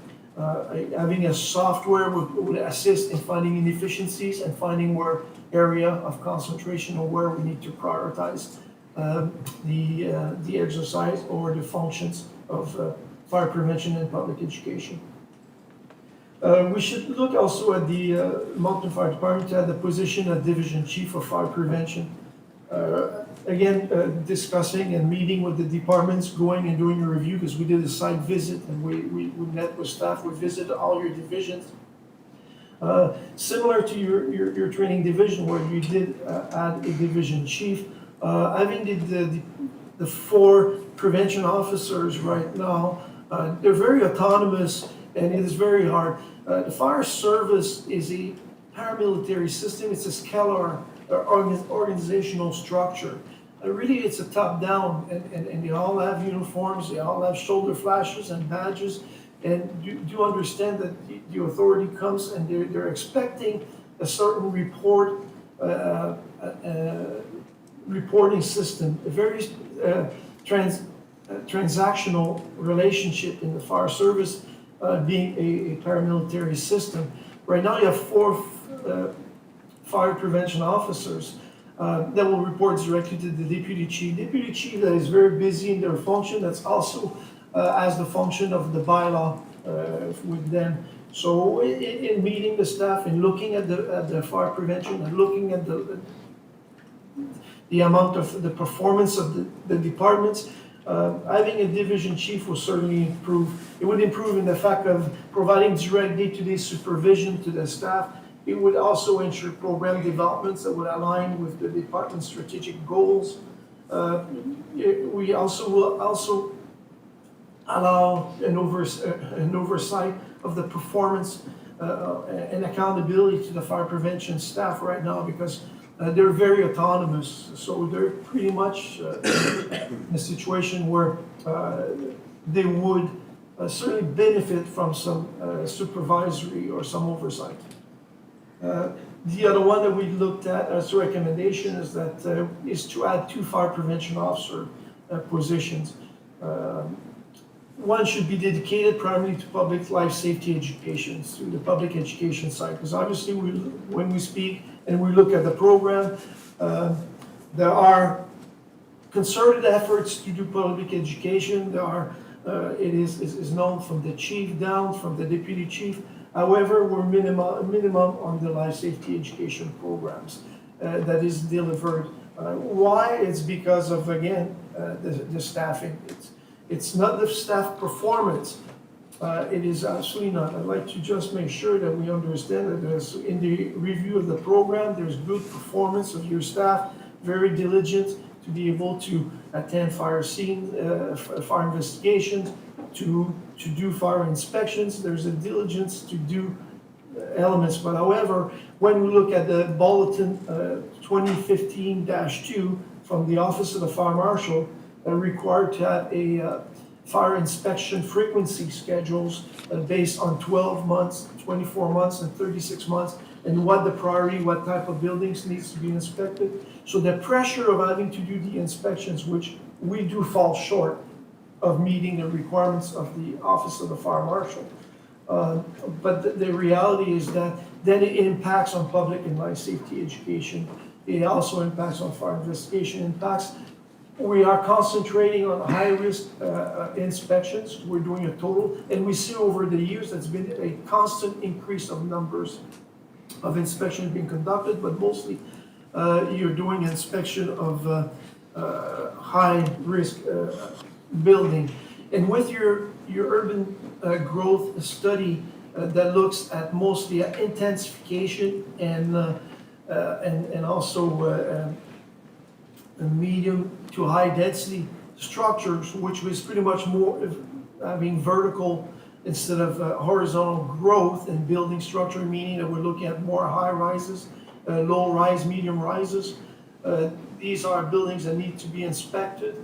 Will be more of them. There'll be more of a stress on your staff to be able to perform that. We do believe that it will impact your public and life safety or your public education tremendously, unless we add fire prevention officers and at least one that would be dedicated to public and life safety education. The other recommendation of your division, your fire prevention public education, is that develop clear policy and procedure fire prevention division program. Again, it comes back to the overall elements of having your SOGs and having a committee. When it comes to the fire prevention and public education, and again, this is systemic of most fire services, the fire service tends to be suppression-centric and have a lot of policies and procedures or standard operating guidelines that are suppression-orientated. And again, often we don't have as much policies or guidelines for training, for instance, or for fire prevention and public education. There should be an emphasis on developing specific operating guidelines for fire prevention programs. There are some, but again, in the overall scheme of what the fire prevention division is offering as service of fire investigation, of prevention, of inspections, the frequencies of the inspection, the type of building, what the record management is, what is the follow-up for inspections. That being said, there should be specific policies. At this point, some elements that is also showing inefficiencies is with a lack of policies and procedure or SOGs, standard operating guidelines. Next slide, please. When it comes to the training division, specific to training divisions, when we looked at the aspects and some of the gaps and some of the elements, one of the elements that we looked at, interestingly enough, is the overtime budget. What training the staff, bringing the staff for some aspects of training at the training towers, training during the day. There's just certain aspects of overtime that, interestingly enough, when we looked at it, the city budget a certain amount, $76,000 in overtime. But overall, it's an overall budget. The budget is not really divided on what is associated with training division. So to look at the efficiencies of the departments, as how much overtime, and what really is the operational cost of the training divisions. One of the area that we see is on the overtime. For instance, fire prevention officers attending fire scenes, depending on the fire investigation you have that year, obviously after hours, then it is part of that overtime budget. So there seems to be a little bit of a mix of prevention and also training, part of that budget, which really does not paint the right pictures of how much overtime budget it costs for suppression staff attending training, internal or external training. So on that aspect of it, there should be a better way of categorizing and identifying the budget for associated and the requirements of what is needed, especially in view of your anticipated growth, where obviously if we have more of a certain type of buildings, if the population is going to double, if the fire service is to grow, obviously we do believe that there should be a better tracking of budget for the training division. Another recommendation is to add 2 training officer positions to the training division. Again, this is in anticipation of the growth and also looking at your urban growth study that you did and high intensification and also population densities where the growth is. So, and if part of that growth requires, later on, we're going to be talking about fire station optimizations, but generally speaking, if we looked at adding staff, if we're looking at growing, there will be a need. Right now, again, the training officers, again, very tremendous performance. We need to commend the management of the fire service for what you're doing with 4 staff and be able to provide the quality of training that is provided right now. However, it's not a work issue. It is a staffing issue where we're not doing as much work. Specialty trainings are not being always fully comprehensive, just because you have 4 training officers. And also part of the training officers, which comes associated with the next recommendation, is that you also have an extra duty associated with the training department, which is the logistic aspects of the fire department.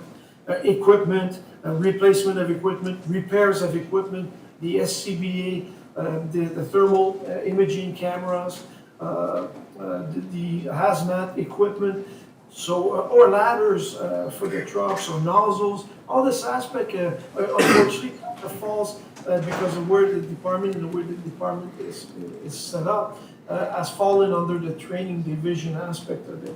For that reason, it distracts the officers from doing their training and also doing the proper record management system, which is the next recommendations. So we can't see that there is a domino effect of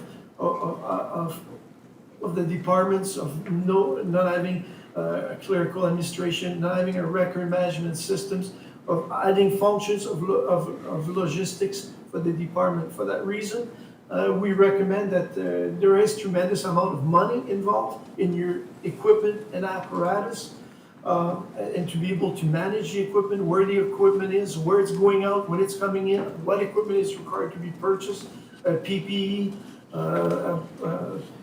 not, like I said, equipment as to specialty equipment for some technical rescues, equipment that are used every day, if the equipment is available or not, or if it's out of service.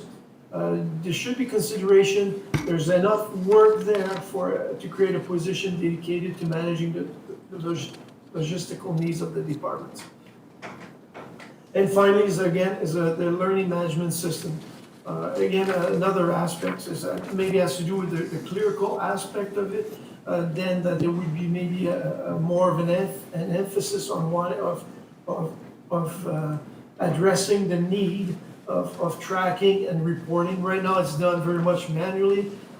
When we visited the department, there's many filing cabinets with information about training records. However, I know that the software that the fire department is acquiring may assist with this. We need to make sure that there's a module for the training divisions to be able to track and to be able to look at develop training schedules, annual training schedule, regular training schedules, specific training schedules, tracking of the training, and also for career development, what are the requirements of your staff, of the fire department staff, to be able to be promoted, what training they require at different levels for their for specialty training, as officer level training. We know from the surveys that one area that people and the staff were concerned was, for instance, officer training.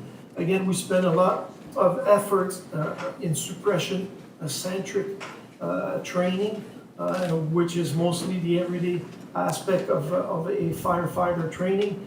And unfortunately, where we're lacking in efficiency, we find in this review falls into specific officer training, succession planning training, specialty or technical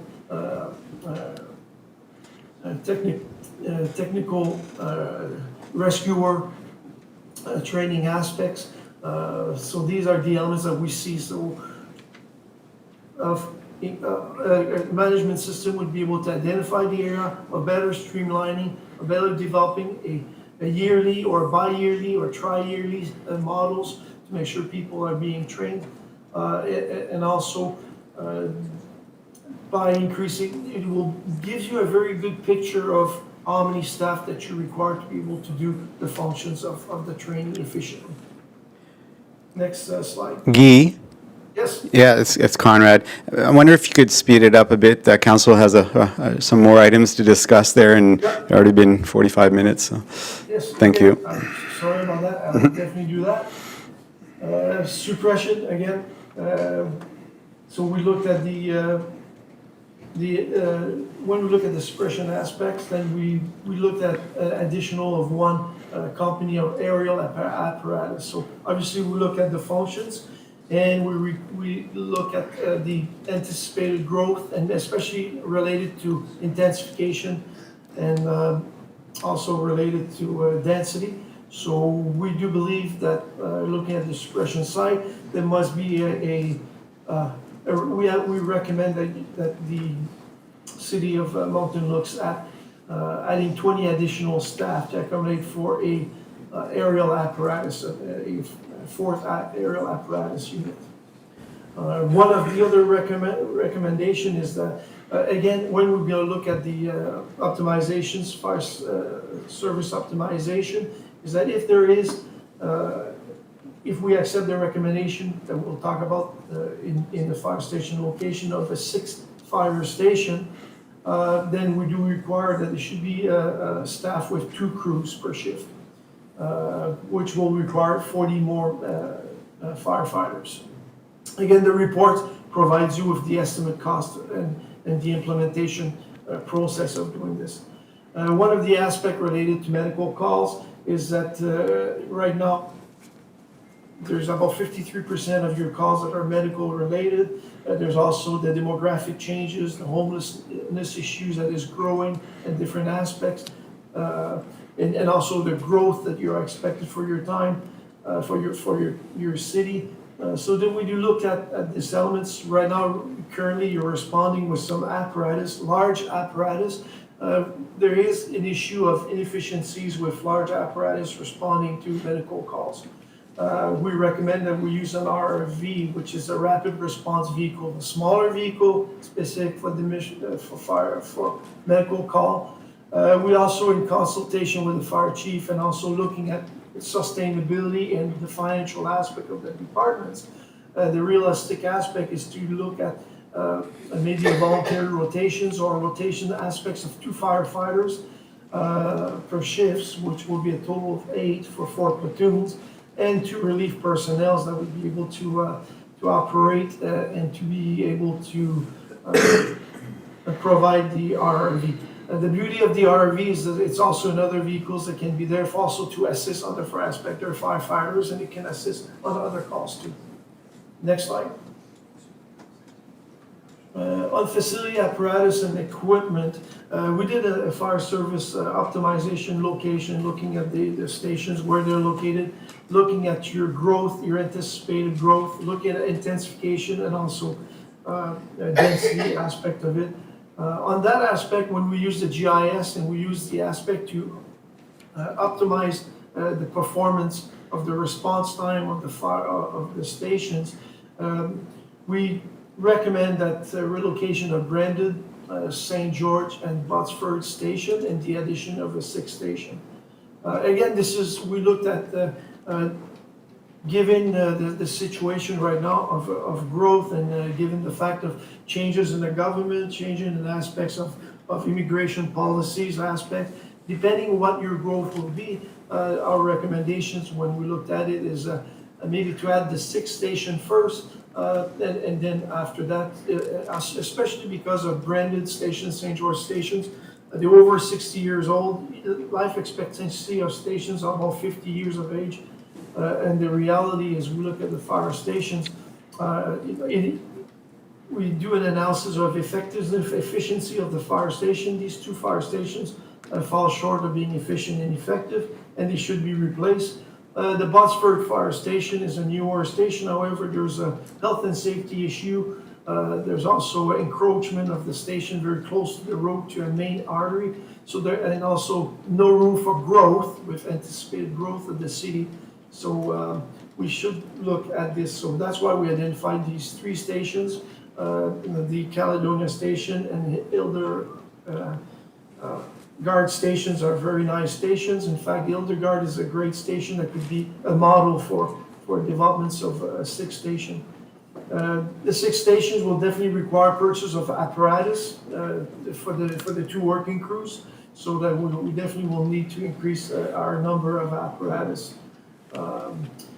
If this is a recommendation that is accepted for the adding 20 staff for an aerial ladder truck, obviously we need to purchase an additional ladder truck. When it comes to the rapid response for medical calls and understanding a large number of your percentage of calls being medical in nature, if the recommendation of improving on the RRV or to have an RRV team, and then you'll need to purchase one rapid response vehicle. We should also maintain 4 response-ready spare apparatus. The standards, the NFPA standards, the best practice is that for every 7 vehicles, we should have one. We should also have a spare vehicle, or part of spare or reserve that we call that, for when the other vehicles break down. So for that reason, we looked at your models, and you should maintain 4 response-ready or spare apparatus, 2 engines and 2 ladder truck. The Mountain Fire Service manages its fleet, and that the 2 mechanics of the City of Mountains are managed by the Mountain Fire Department. Yes, right now, this is great models that you have, shared services and working with your Public Works. The Public Works mechanics should have a better relationship with the fire chief and the fire department to look at the trucks, the apparatus.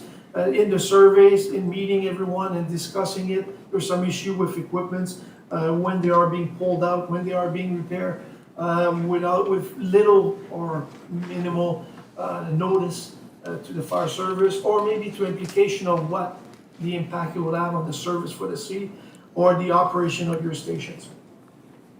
Also,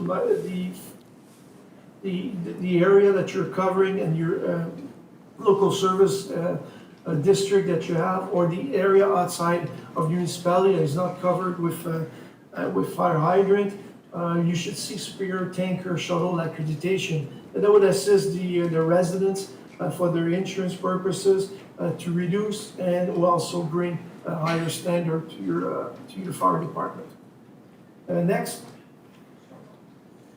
slide, please. And when we look at emergency management, we did know that the fire chief is also the emergency management coordinator.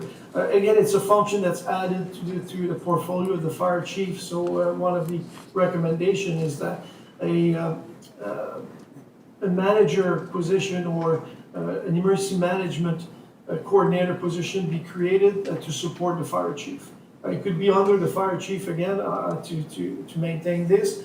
But then a position would be there, again, not to distract the fire chief with the functions of being fire chief, but right now, as a fire chief, as the bylaw, and also as the emergency management, there's a lot of different functions, and there's a lot of different hats that are being worn.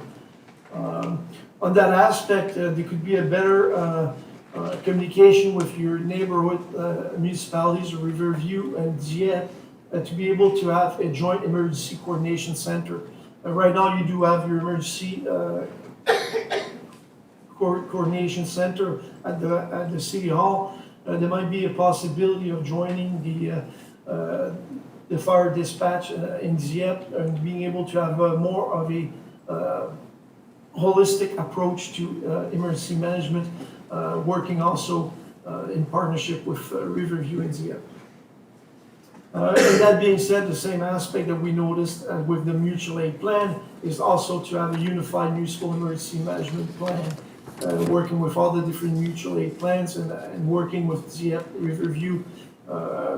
That could be a models that the relationship of working with the two municipalities, or how the mutual aid plan could work.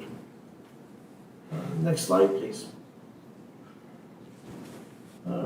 On the financial aspect of it, again, as we mentioned earlier, the fire prevention and training divisions, there should be a little bit of a review of the funding formula. When we looked at it, it's not very clear as to how the operating budget is distributed, and maybe there should be a review of the formula and how it is distributed. Overtime costs, we talked about it already, of the way it is, aspect of not being as identified. So there may be a way of to be able to mitigating the inflating costs that is associated with the overtime, just by looking at more and maybe itemizing more the elements and where the overtime is coming from and where the overtime are accrued. We should also look at other sources of revenues. We find that there's ways, the fire services has ways of creating revenue from inspection, fire alarms. We could look at these City of St. John's Fire Department's initiatives on that, where they're recovering. There could be easily thousands of dollars, like hundreds and thousands of dollars recovered from some of the services. For instance, short-term accommodation. Short-term accommodations are one area where people have businesses, all these B&B, Airbnb, and they're collecting and they're making tremendous amount of money. There's some aspects where it doesn't affect your general population by recovering some of the costs from these businesses. False alarms, the number of alarms that you're having, inspections, different type, like I said, short-term accommodation inspections. There's ways that the departments, when we looked at your revenue generations, there is definitely potential for growth in this area and the potentials for generating quite a bit of revenue as part of the operating budget, and also to assist in the operating budget of the Moncton Fire Department. Next slide, please. Again, that gives you a very overview. There are a total of 64. There are rationales for every single recommendations. We also propose costs that associate with this. We also prioritizing by giving you a timeline of a short-term, medium-term, or long-term to be able to implement the recommendations. There are only recommendations for you to review. And again, we'd like to thank the Moncton Fire Department that have been assisting us in developing this fire service review. They've been very candid and very good at providing us assistance, and also assisting us during our visit. So if you have any questions, I would be glad to entertain any of your questions you have. Merci beaucoup, Monsieur Desgagnés. Est-ce que, oui, on a des questions, conseiller Bourgeois? Merci beaucoup, Madame le maire. Merci, Monsieur Desgagnés. Je vais admettre que je n'ai pas complété ma lecture des 350 quelques pages du rapport encore. Mes questions seront basées sur ce que j'ai lu, mais surtout votre présentation PowerPoint. Ma première question s'adresse pas à vous, mais s'adresse aux gérants. J'ai de la difficulté à voir qu'est-ce que c'est qu'on s'attend de nous avec votre recommandation. No recommendation at this time. However, recommendations from the fire service review will be implemented as resources permit. So when do we go through the report, say we agree or we don't disagree with the recommendations? And not and brought forward for council consideration, but or brought forward for council consideration when required as part of the annual budgeting process. And then in the risk analysis, it says, accepting this fire service review does not commit council to any part of it.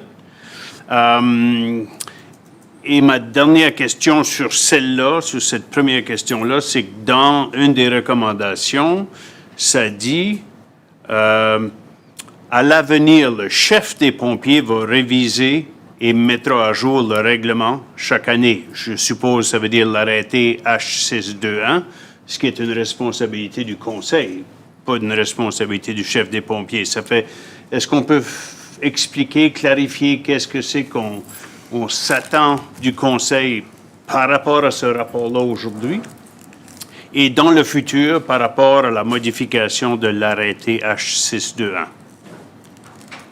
Merci pour la question, conseiller Bourgeois. Il y a plusieurs de ces recommandations-là. Je pense que M. Desgagnés avait identifié des recommandations opérationnelles, alors qui prennent vraiment, c'est pas une augmentation de coûts, c'est vraiment des fonctions ou modifier la manière dont on fait les choses pour accommoder la recommandation. Alors, il y a d'autres recommandations qu'on a déjà mis en place. Si vous voulez, il y a comme un mois, on avait approuvé the Fire Prevention Director. Vous avez approuvé, alors some of those recommendations are already ongoing.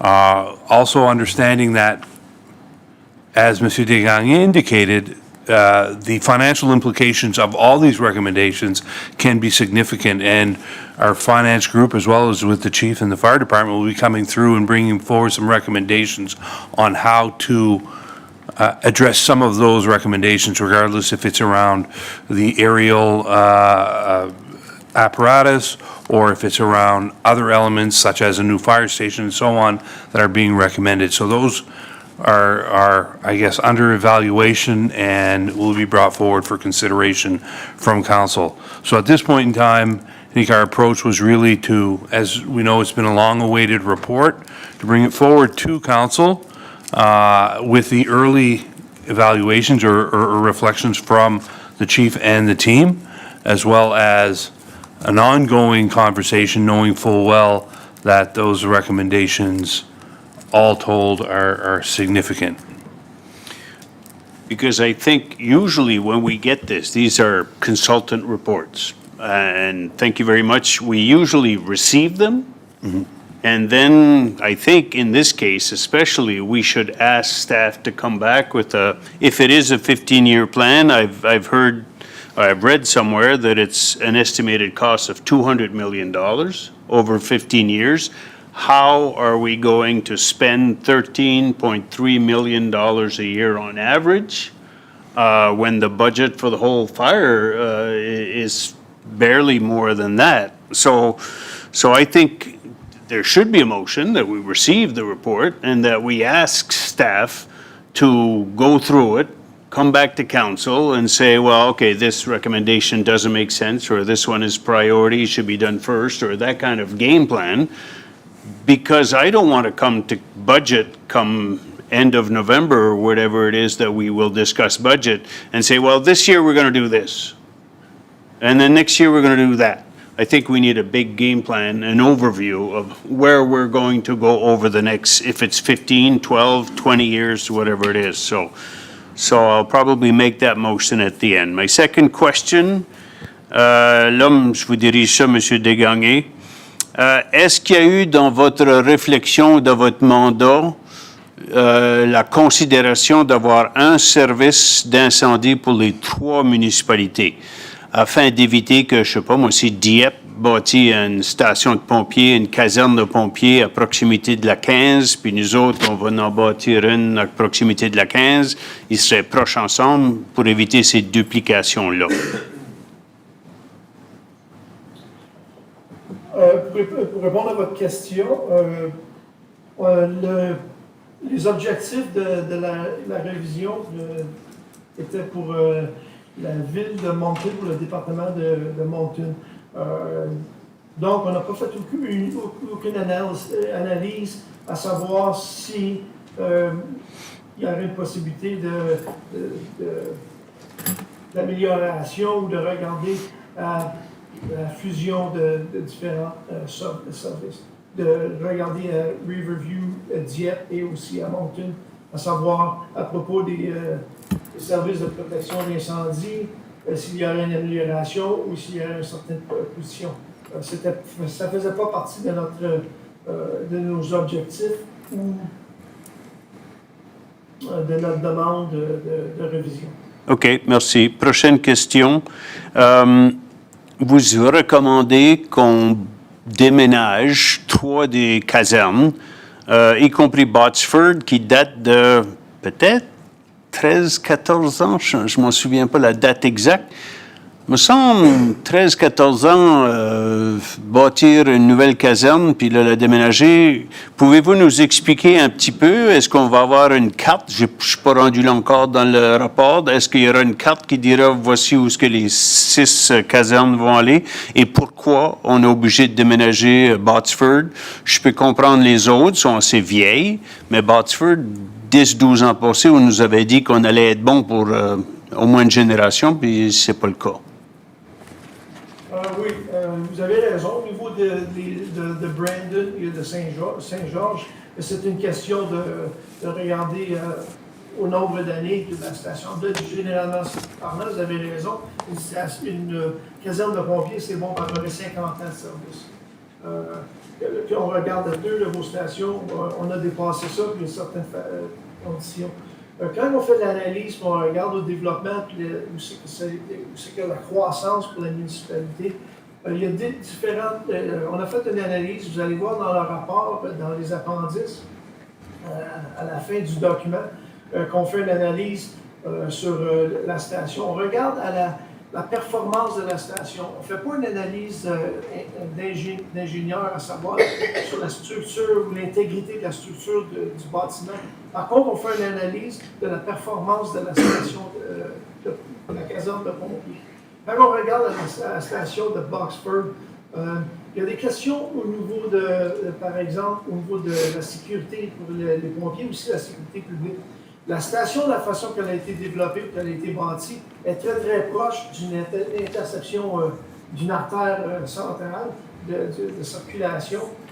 Donc, vraiment, vous aviez développé un certain système pour pouvoir informer le trafic véhiculaire, à savoir quand le camion va sortir. Mais il y a une question que le driveway, ce qu'on veut dire, n'est pas assez long. C'est même pas assez long pour la longueur d'un camion pour pouvoir être stationné, donc on doit aller à l'arrière. Donc, il y a une question de sécurité ou de public, mais aussi de sécurité pour les pompiers. L'autre élément quand on regarde à la station, c'est au niveau de l'administration. Donc, l'administration est au 2e étage. Il est limité au nombre de bureaux, il est limité au nombre de l'administration pour pouvoir développer ou grandir pour plus de staff. La fonction ou du 2e étage, les bureaux qui sont disponibles en ce moment, c'est pas conforme pour pouvoir développer ou agrandir la station. L'autre élément, c'est aussi au niveau avec la croissance qu'on regarde dans la municipalité, s'il y a plus de staff qui vont être assignés à la station, ou si vous avez d'autres véhicules. En ce moment, on est limité au niveau de véhicules ou de pompiers que vous pouvez avoir dans la station. Vous êtes limité sur le nombre de staff qui peut être identifié pour la station, le personnel pour la station, puis aussi au niveau de la sécurité publique. Lorsqu'on regarde tous ces éléments-là, à comparer à Caledonia ou à Hildegard, ça nous démontrait que c'est une station qu'on devrait considérer, peut-être pas à court terme, mais à long terme, de pouvoir. Fait que notre rapport discute des 3 stations à relocaliser. Botsford devrait être considéré à relocaliser. Mais dans le document, on discute, dépendant encore une fois des situations financières, ou à quel niveau ou laquelle station devrait être relocalisée. Mais définitivement, éventuellement, on devrait considérer relocaliser la station de Botsford. J'espère que ça vous aide un peu à expliquer. Le document va en détail là-dessus pour expliquer. Puis l'appendice va en détail à discuter les limitations de la station Botsford qu'on a identifiées. OK, j'ai hâte de lire le rapport. Ma dernière question pour vous, c'est est-ce que dans votre rapport, vous fixez des objectifs ou des cibles, des mesurables sur lesquels le Conseil pourra évaluer le succès ou la ristourne de nos investissements, comme quoi on a eu moins de feux, par exemple, ou le temps de réponse sera amélioré ou des choses comme ça? Oui, en fait, encore une fois, le rapport discute, on a fait une analyse d'informations géographiques en même temps, on fait une analyse en utilisant l'information artificielle pour pouvoir de pouvoir compter ou de pouvoir faire une analyse à savoir c'est quoi la performance des stations. Ça fait partie du rapport. Donc, le rapport explique comment on peut rendre les stations optimales. La relocation des stations, on a regardé la performance optimale des stations, puis c'est basé encore une fois sur le niveau de croissance, sur le nombre d'appels, sur le genre de réponse, sur la performance de réponse du personnel pour les différents appels d'urgence. Tous ces éléments-là ont été fonctionnés dans la formule qu'on met ensemble pour pouvoir déterminer les locations optimales et le nombre de stations optimales pour considérer votre croissance, pour considérer les prochains 10 à 15 ans pour la municipalité de Moncton. Merci beaucoup. Donc, je vais terminer avec une résolution that Council receive this report and direct staff to provide their feedback, as well as a 15-year implementation plan with costs, measurables, etc. Merci, Madame la maire. Merci, conseiller Bourgeois. Donc, est-ce que, conseiller Légère, voulez-vous appuyer la recommandation proposée par le conseiller Bourgeois? Donc, on continue avec les questions, puis on revient pour le vote. Conseiller Légère. Merci, Madame la mairesse, et merci aux consultants, puis à tout le monde. Well, I wish we'd have had this presented to us before we began our discussion on what to do with the assessment freeze that we have this year and so on. I mean, this is really daunting. I think there's a few things we've talked about over the past number of years, you know, the growth and so on. I think what this does is it puts it in perspective, and that's really important in terms of having a plan. A lot of the recommendations, though, are 1 to 3 years. I sort of, you know, look at this and think about it, and it kind of mirrors what we've had to do with police services, where we, you know, for a number of years, for a variety of different reasons, didn't keep up with the demand, and so over the last several years, we've, you know, increased by a large number our officers at the Kodiak Regional Police. So I guess a few questions in terms of the amounts, and just a lot of this stuff makes sense. So for me, it's okay. It is going to be important to have a plan for the next, I'd say probably the next 10 years. Beginning this year, I don't think we push this forward and say we'll start next year. You know, we'll have a new council next year, so therefore I think that, you know, this is top of mind now. There's a few recommendations in here that you know, are, nothing is low-hanging fruit because it's going to cost us money to do it. But there are things that make a lot of sense. For years, we've talked about the wear and tear on our apparatus. I've seen the Quints when I was elected in 2012. We bought 2 Quints, and then life expectancy was shorter. Yeah, there were some flaws in terms of the design perhaps and so on, but the bottom line is we see this every day. So one of the recommendations is that smaller vehicle that we've talked about that go to medical calls. 53% of our calls for service, or your calls for service, are medical calls.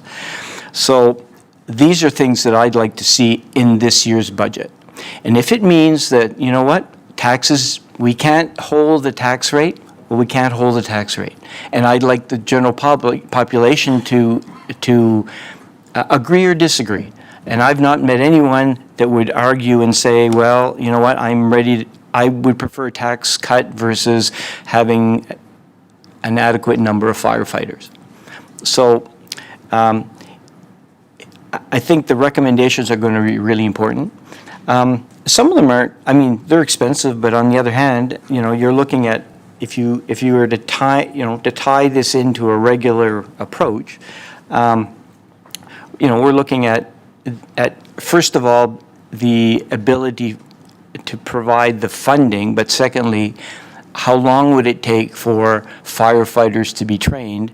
So for example, I'll give you an example. If we were to this year look at the addition of that rapid response medical team, I think that is 8 officers, 8 firefighters and 2 relief. And 2 vehicles, or 4, is it 2? 1 vehicle. So you're doing it over the continuum. How quickly could that happen? Could that happen in a year? What are the hiring requirements like? And just give us an idea in terms of that. And also, in doing an analysis as we come back, is what would that mean to the savings on our equipment and things along that line? Yeah, thank you, Councilor Leger. So every year what we do, we've been hiring every year for as long as I've been here. So basically we post the jobs in January, they start their training on early April, and they're on the floor before the summer, so in mid to late June. So that's not an issue to hire the staff and buying a vehicle and equipment. So that's definitely not an issue. The challenge that is to put a number on how much it's going to save on the wear and tear. Of course, we're going to do analysis, and that vehicle is going to be where the calls are, where most of the medical calls are, and we know that. We have that data. So it's to maximize that, but it's not just the wear and tear in the vehicle, it's the wear and tear in the of the firefighters. So compassion fatigue and that stuff. So that's a reality that we're facing. So for all those reasons, it's very important that we look at that, and it'll be part of the budget process discussion. But yeah, within 6 months, we can have that in place of January 1st. Yeah, because I think that's really important. When we look at even some of the data that was released, I think, on our website today indicates that for, and you can correct me, for regular house fire or a house fire, approximately 17 members would go to that fire, but for a high rise is 38. Correct. And we're seeing a number of extra buildings being built and so on. So I think that's really important. I mean, the report is long and the report is thorough, I have to say. But for the first time, I think we're beginning to understand the importance, maybe in a greater way. I mean, we know fighting fires is important, protecting our city. We also see wildfires occurring in other parts of the area. The accreditation for that super tanker, I think, accreditation would be very good. Additional fire hydrants in areas that are more rural but are within our boundaries. So I think, I certainly feel that we need to have that moving forward information for budget time. And we have to make tough decisions and let the general public know what it is that this looks like. Because people perhaps feel a false sense of security too. We see fire trucks all over the place, but we don't really understand, the magnitude of the burnout, for example, and the fatigue on personnel. So I see a number of them there, and thanks for being here. And I think it's clear now that with at least a roadmap, which is what we need to see for the next 10 years, it will help us because our growth is projected to continue. So anyway, I want to thank you. I think it's very timely. So let's see what the next steps, and you said 6 months, but we don't have 6 months for budgeting purposes. So will you come back in, let's say, September with recommendations to begin with where this fits in our budget for this year? I would hope that we would see something, maybe to Jacques, in terms of some implementation of some of this. Like, you can't hold back. We can say no, and maybe you won't recommend it, but at least that would be there, so that we'd have a time plan, a time frame. Some of these are $3.5–4 million initial costs. I think that's roughly what that is for the 8 members plus the other 2. So those are figures we need to talk about, and not the $200 million that scares everyone over the next 15 years. But let's break it down into what's that going to mean every year. Similar to what we've done with protective services in terms of the RCMP. So hopefully we'll see that, Mr. City Manager, in September. Merci. Conseiller Léger, merci beaucoup. Conseiller Richard. Merci, Mme Stereo.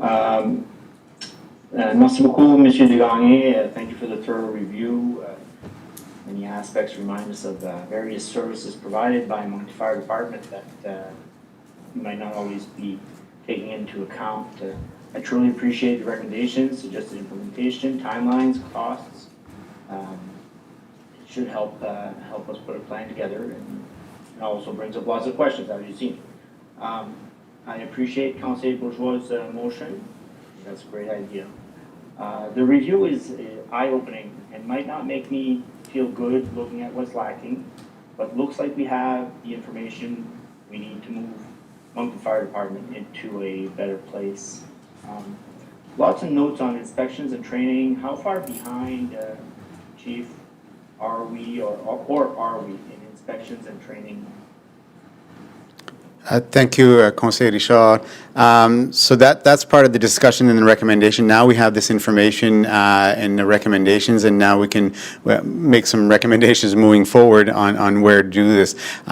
Inspection, as you know, about a month ago, you folks approved the division chief. That's going to be huge, someone to manage the resources. Again, tonight, the training division recommendation of logistics, because if we'd have someone taking care of logistics, then the training officers that were hired to train could train and not take care of logistics. So those are the kind of recommendations that makes a difference. Admin support staff. So it's to be more efficient with the staff. So the fire prevention is definitely behind. We are dealing with the government also. It is a provincial mandate, so we're asking the government maybe to see if there's any partnership that we can go with them on that. And training, we can never train enough. That's what we do. We train for that rare call, but it's training. So yeah, we need the recommendations are there, and we support those. And I truly appreciate that, Chief. It's just that reading through that on the weekend, I'm seeing an NFPA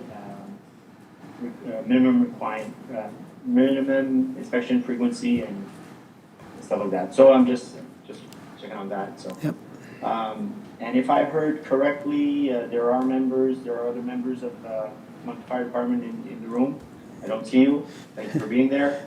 I'm happy to see how the collective bargaining agreement and the union representing the members was kept in touch in this review. And I'd be interested in knowing how the members feel about this review. I'm wondering if we'll see the members surveyed either through the union or through the city to understand how they feel, in what order these improvements should happen as well.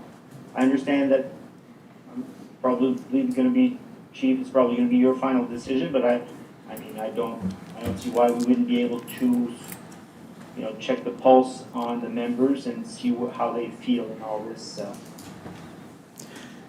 Yeah, Councillor Richard, I think that's very important. We do consult. We do have some committees, subcommittees. We have a great relationship with the union, the executive. So now that this report is public, we're going to take time and digest it and talk to the members and see what their priorities are, what they think, because they're the ones dealing with this on a daily basis. So definitely going to be consulting them. Okay, I really like that, because I think it's really important. I've been working in the same spot for a while, and sometimes they don't always ask us our opinions. So I think it's very important to ask the people that are there. Separating training and the budget makes sense. I think this gives a better chance of fitting everything in. Happy to see the recommendation of a rapid response vehicle. That's huge. I'm going to ask a random question here, Chief. What is a dry hydrant? So a dry hydrant is where there's no, sorry, it's an area where there's not a regular fire hydrant that's connected to system, so we would put a hydrant and connect it to either a lake or a stream or something like that. So a lot of the municipalities that don't have a fire hydrant system, you'll still see a few fire hydrants because they connect it underwater, so it's not positive pressure. We go and kind of suck the water out of that pond through a hydrant piped in, so that's why it's called dry. It's 99% of the time is dry until we use it. Yeah, so for someone like me, a dry hydrant doesn't sound good. Yeah, so in a nutshell, I'd love to see some easier procedures, organizational changes that can be worked on immediately and implemented quickly once this is accepted. And let's add more firefighters and staff as soon as possible to help alleviate some physical and mental stresses they're living day in, day out. And so we can get the residents also to feel safer. Hoping, as we mentioned already, 2026 and future budgets will have a solid plan to follow up on the staffing program and equipment issues. I'm actually okay with less street repairs and get more safety for our firefighters and residents if needed. Merci beaucoup. Merci, Conseiller Richard. Conseiller Butler. Thank you, Madam Mayor. I read this report, and thanks to Guy for the report. It was well done. Chief, I had a chance to read this over the weekend, and I got to tell you is that, being on council for 9 years, I'm just amazed at how far back that we are on so many things. With Brandon Street and St. George, and, I always call it the new one on Botsford because it's new, that these are pretty well obsolete as we speak. And then when I read this and listening tonight, I take it that the membership hasn't seen this report yet. No. So has the union seen it? No. Wow. So, I think one of the things that I would ask the CAO with the chief to maybe at our next committee of the whole, that we invite the union in who speak on behalf of the firefighters to sit down with us and, have a plan going forward, because we have a lot of recommendations here, but which ones do the members on the street would like to see right away? These are very, very important matters. The men and women among the firefighters, they go out every day, and we're here asking us counselors what we recommend that we should be going forward with. I would really like to hear both sides. Yourself, if you have a good working relationship, as you say, and I'm sure you do, with the union, and we all get together here, because this shouldn't be us and them, it should be we're working down to try to get something together to work. That's one of my points, and I'd really like that to happen. Number two is, when I read the report, he talked a lot, even Guy talked a lot tonight about your job description. Like, you're involved in this, you're involved in that, you're involved in this.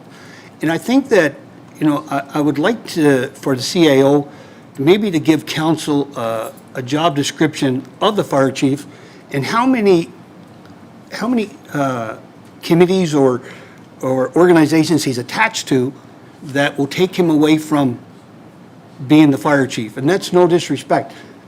I know the type some people are, if you ask them to do it, they'll do it. Ask them something else, they'll do it. And after a while, you're spread so thin. So maybe we can get back to being, let's start off with fire chief, and then if we need that, we will. The next one that I found in this was the fact that, especially in my area and also out to Salisbury Road and other areas of town, so in the northern part of the city, we have rural estates, we have Timberline Road, we have a number of areas where I think the last fire hydrant that's I don't know if you'd call it dry, but it's not really wet, is at the corner of Ensley Boulevard and Mountain Road by McDonald's. From there up, there is none, so it gets really dry. And the last time that I drove up by Timberline Road, there ain't no lake where you can throw a pump in. So that would tell me that we need some tankers.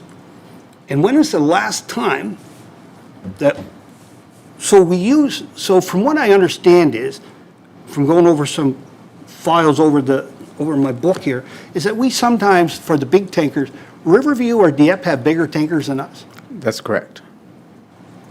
As a fire chief, if you ever think, you know, and this is no disrespect, but in our planning, did we ever think that we should have, with the amount of growth we have, we just took in Charles Lutz Road, whole area out there with not one fire hydrant. And I can't think of any lake out there or stream where you're going, sometimes in the spring if there's a ditch, it's full, but water, but that's what it.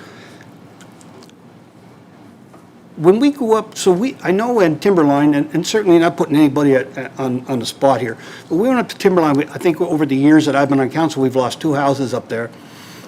And we go up with a tanker and, how long does a tanker last if it's full? Well, first of all, thank you, Councilor Butler. We have 2 tankers, one at Station 1, Hildegard, and one at Caledonia. And then those are getting ready to be replaced, so that we have 1 engine to replace, and after that, it's the tanker. So we will definitely increase those capacities as the time comes on. And just another comment is that a dry hydrant doesn't have to be a lake or stream. You can have a well, you can dig a well, or you can have underground tanks, so that you can kind of make an artificial thing. So tankers are amount of time. We dump it in a pool, and then once it could be 5, 6, 10 minutes before we drain that. So it could be very quick. So normally when we require those, we're going to need other municipalities, but everybody does that. Riverview and Dieppe calls us too, so we have that mutual aid agreement. So I think that's why we have to speak to the people that are on them trucks every day, so we find out, like, you know, what's their needs. Mm-hmm. And the last one that I think that will help with the financial part of it is that we help out a lot with the districts, the local districts. They're new municipalities, but we still go to them. And, you know, the last time that we checked there, Mr. CAO, the Southeast Regional Commission, they were getting financial help from the province regards to supplying services. We should be asking them to maybe, shore up some cash here for, this is also going to affect them, especially new tankers. And if we need to put a 6th station in that, maybe they can help because it's going to be covering areas as well. So, and I think that at the very end, to make this all work, everybody has to work together. And, I am so glad to see everybody here tonight and to see that they're interested in what's going on. And I would hope that we can get a report to at least the executive union as soon as we can, let them go over it and see. By the time we have another committee of the whole, they can come back and talk to us and give us what they think, what they would like to see first in the recommendations, along with yourself. Yeah, and the report is now public, so it'll be distributed first thing tomorrow morning. Okay, thank you. Thank you, Your Worship. Merci, Conseiller Butler. There are no other questions. Oh, Conseiller Crossman, I almost forgot you. Thank you, Your Worship. Chief, thank you. To the members that are here this evening, thank you, because my 2 brothers were once firefighters for the Moncton Fire Department. And my dad goes back quite a ways to the older generation. I call it of the firefighters. So, Chief, as you know, this is something that's close to my heart. As I went through the report, I think I sat down yesterday and thanked somebody for the rain. Kept me in the house and allowed me to go through this report. I think the biggest thing that really stuck out was, and it was talked about this evening, so I won't talk about a lot of the previous councillors' comments, the social issues and how they're affecting this crew here that's sitting before council today. When I looked at the report, and there's section 2.6.4 in the report, the impact of the social issues on these folks here is massive, to the point where, in the report, and I'm not going to quote the report, although I should probably, not willing to transfer to some station due to security concerns. Social issues, homeless, drug issues, shelters, impacted. And we expect these gentlemen and ladies that are here tonight, as well as the ones that are sitting in stations right now, that are on call, sitting at home, to put all this aside when a call comes in to get out to a resident as soon as they can. Now, you did talk about mental health issues, and you talked about the impact on the mental health. That has got to be straining alone on this group of individuals, would it not? Absolutely, it is. Yeah, and this is something that, so there was 4 things that came out, and more than 4. That was one, and I think we have to address that as a council, because the state of homelessness or street people that's going on within the city, it's having an effect not only on citizens, but now we're seeing through this report, which is something that we knew, the impact on our fire department, and I'm not going to say response time, but I am going to say that, because it probably is. Something else that came up was the new developments.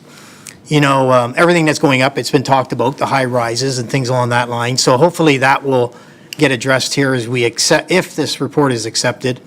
I went to 4.3.7, talked about division structure and workload priorities. So that was very detailed, well detailed. It's good to know, it's good to see, but again, we're back to what council has said, some staffing. And you've talked about it, how quick it can be to train somebody, so that's a good thing. Throughout the report, I was wondering, if it takes, I think you said up to 6 months roughly to get somebody hired and trained and street ready, shall I say? Correct. What are our, how many people are applying on average to become a firefighter? The last time, I think there was a little bit over, around 60 that applied for 8 positions. For 8 positions. And do we put that call out ourselves? The city of Moncton puts that call out? Correct, yes. Okay, perfect. Good, thank you.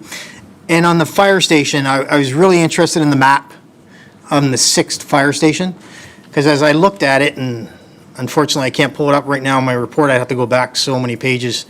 Right here, actually. Perfect. One was, I'm going to call it up off Shediac Road. Correct. The other one is Caledonia, which I think would have been under George LeBlanc's leadership from 2012 to 16, because I remember that one.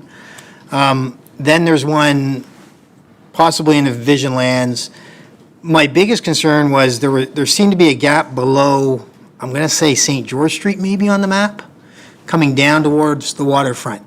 So I'm just curious, that is going to be a very heavily populated area with the Three Sisters and the Gateway project and hopefully more development.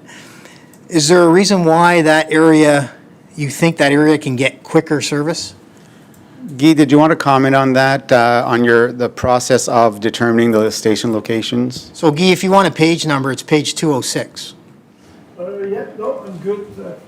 Pretty much I know all the pages. Sorry. But yes, exactly. When it comes to the locations, yes, we use an algorithm to be able to identify the optimal location. And the issue of a couple of elements with the downtown. So when it comes to the downtown area, as you mentioned, if it's high density buildings, or generally speaking, it's a transient population, it's mostly a daytime population. So right there, the biggest issue is the nighttime population, making sure people have the warnings to be able to exit. So there's a little bit more of a warning elements to the daytime aspect. The second aspect is the structure.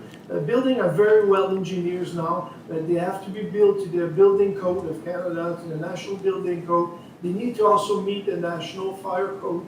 So when we look at the performance of buildings, again, there's a high performance for that. So when we did the optimizations, we looked at all the areas, most of the residential areas after hours, area of high, we call medium hazard to high hazard. Yes, large buildings are high hazard, but the optimization makes sure that, as you mentioned, or someone, the councilor mentioned earlier, that we require for a high rise at least 38 personnel to attend.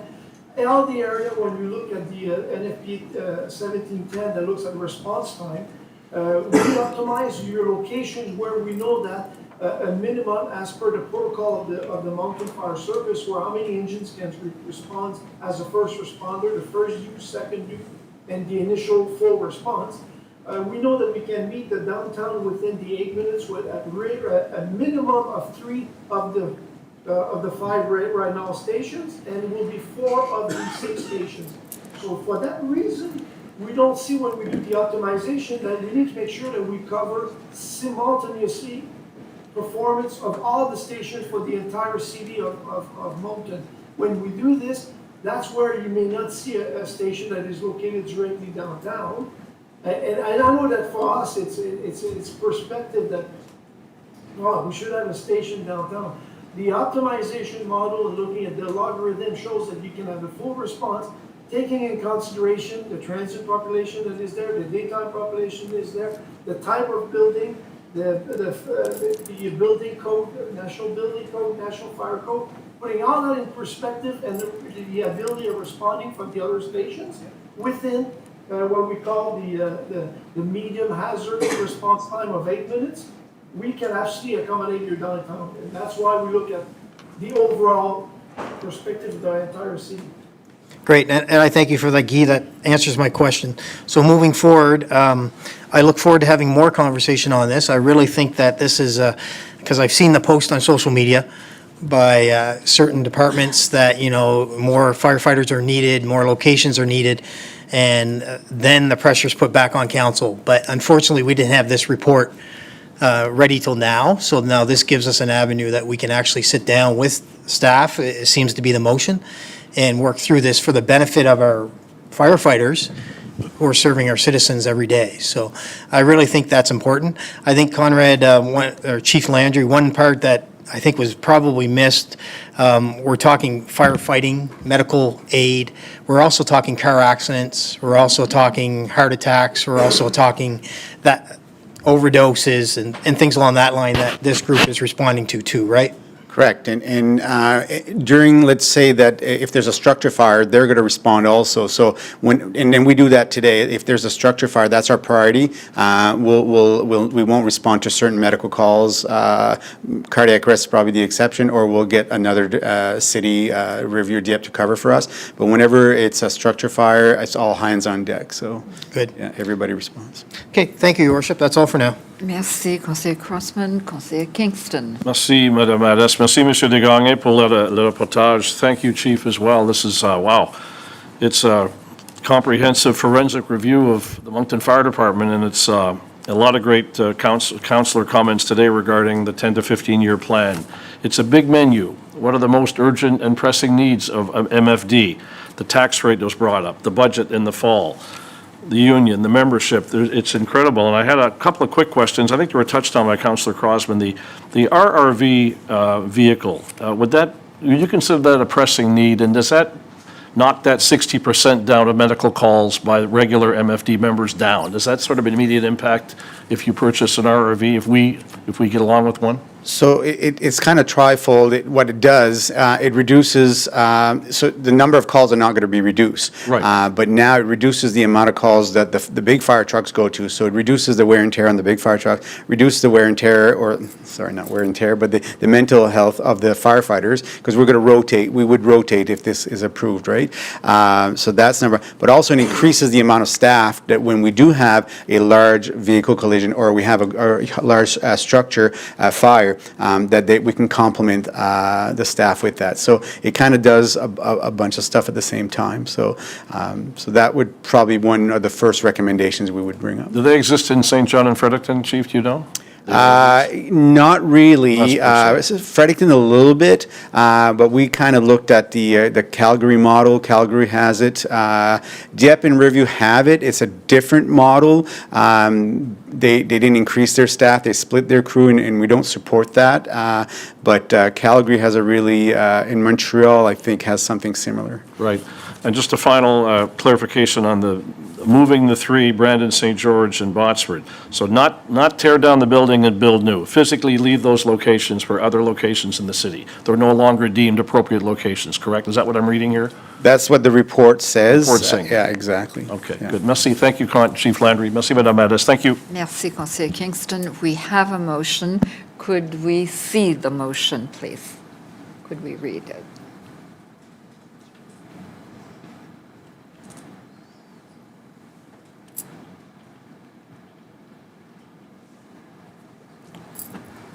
Kyle, could we project it so that Councillor Richard can see it online?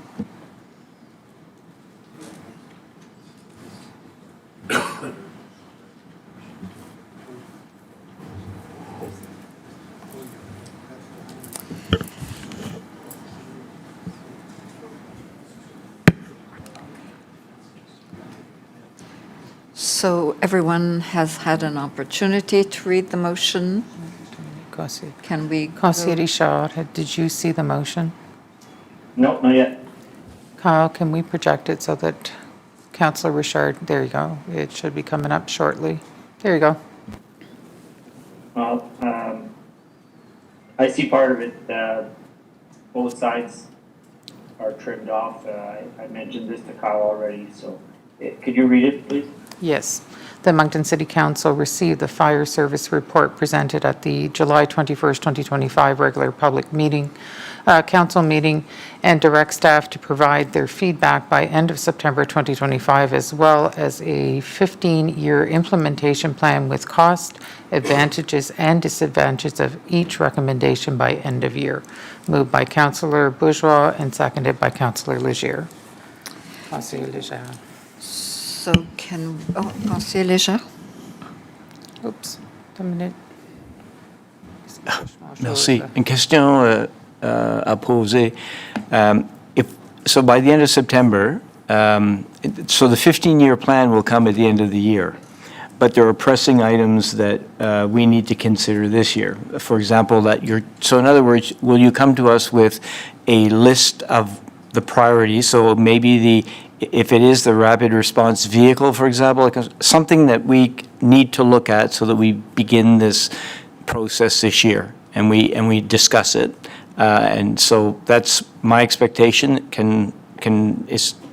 Jacques, can we have that happen? Mr. CFO?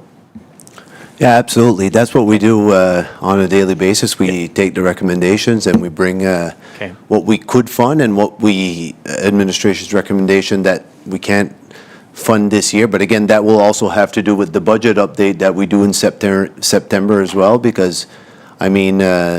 So this will be incorporated? Absolutely. And it was also in the initial one, this is one of the major pressures, as long as with all the other things we want to do, right? So Yes. that will be part of the normal budget process, yes. No, and that's understood, but I think there's a different a priority when it comes to protective services and in particular fire at this point. So thank you, though. Appreciate it.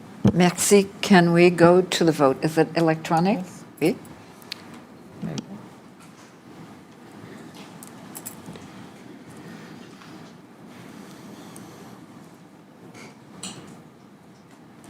Motion carried. Merci. Merci.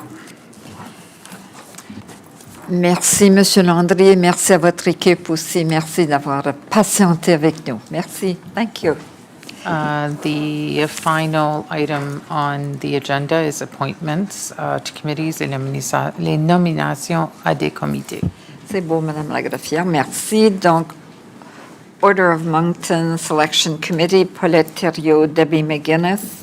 Accessibility Committee, Sébastien Leblanc, reappointment for 1 year.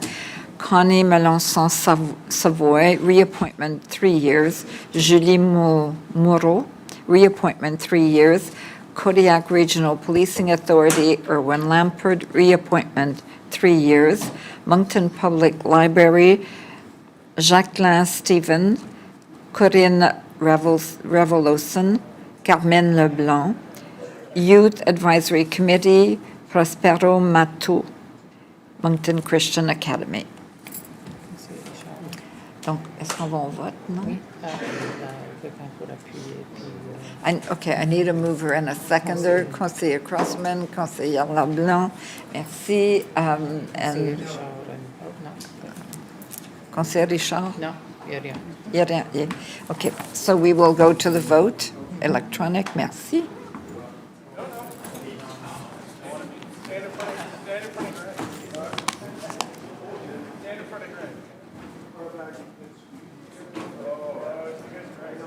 Councillor Steves, Councillor Butler, can you vote for the nominations? Sure. Councillor Steves? Thank you. Motion carried. Merci à tous. Conseiller Richard, êtes-vous là? Are you there?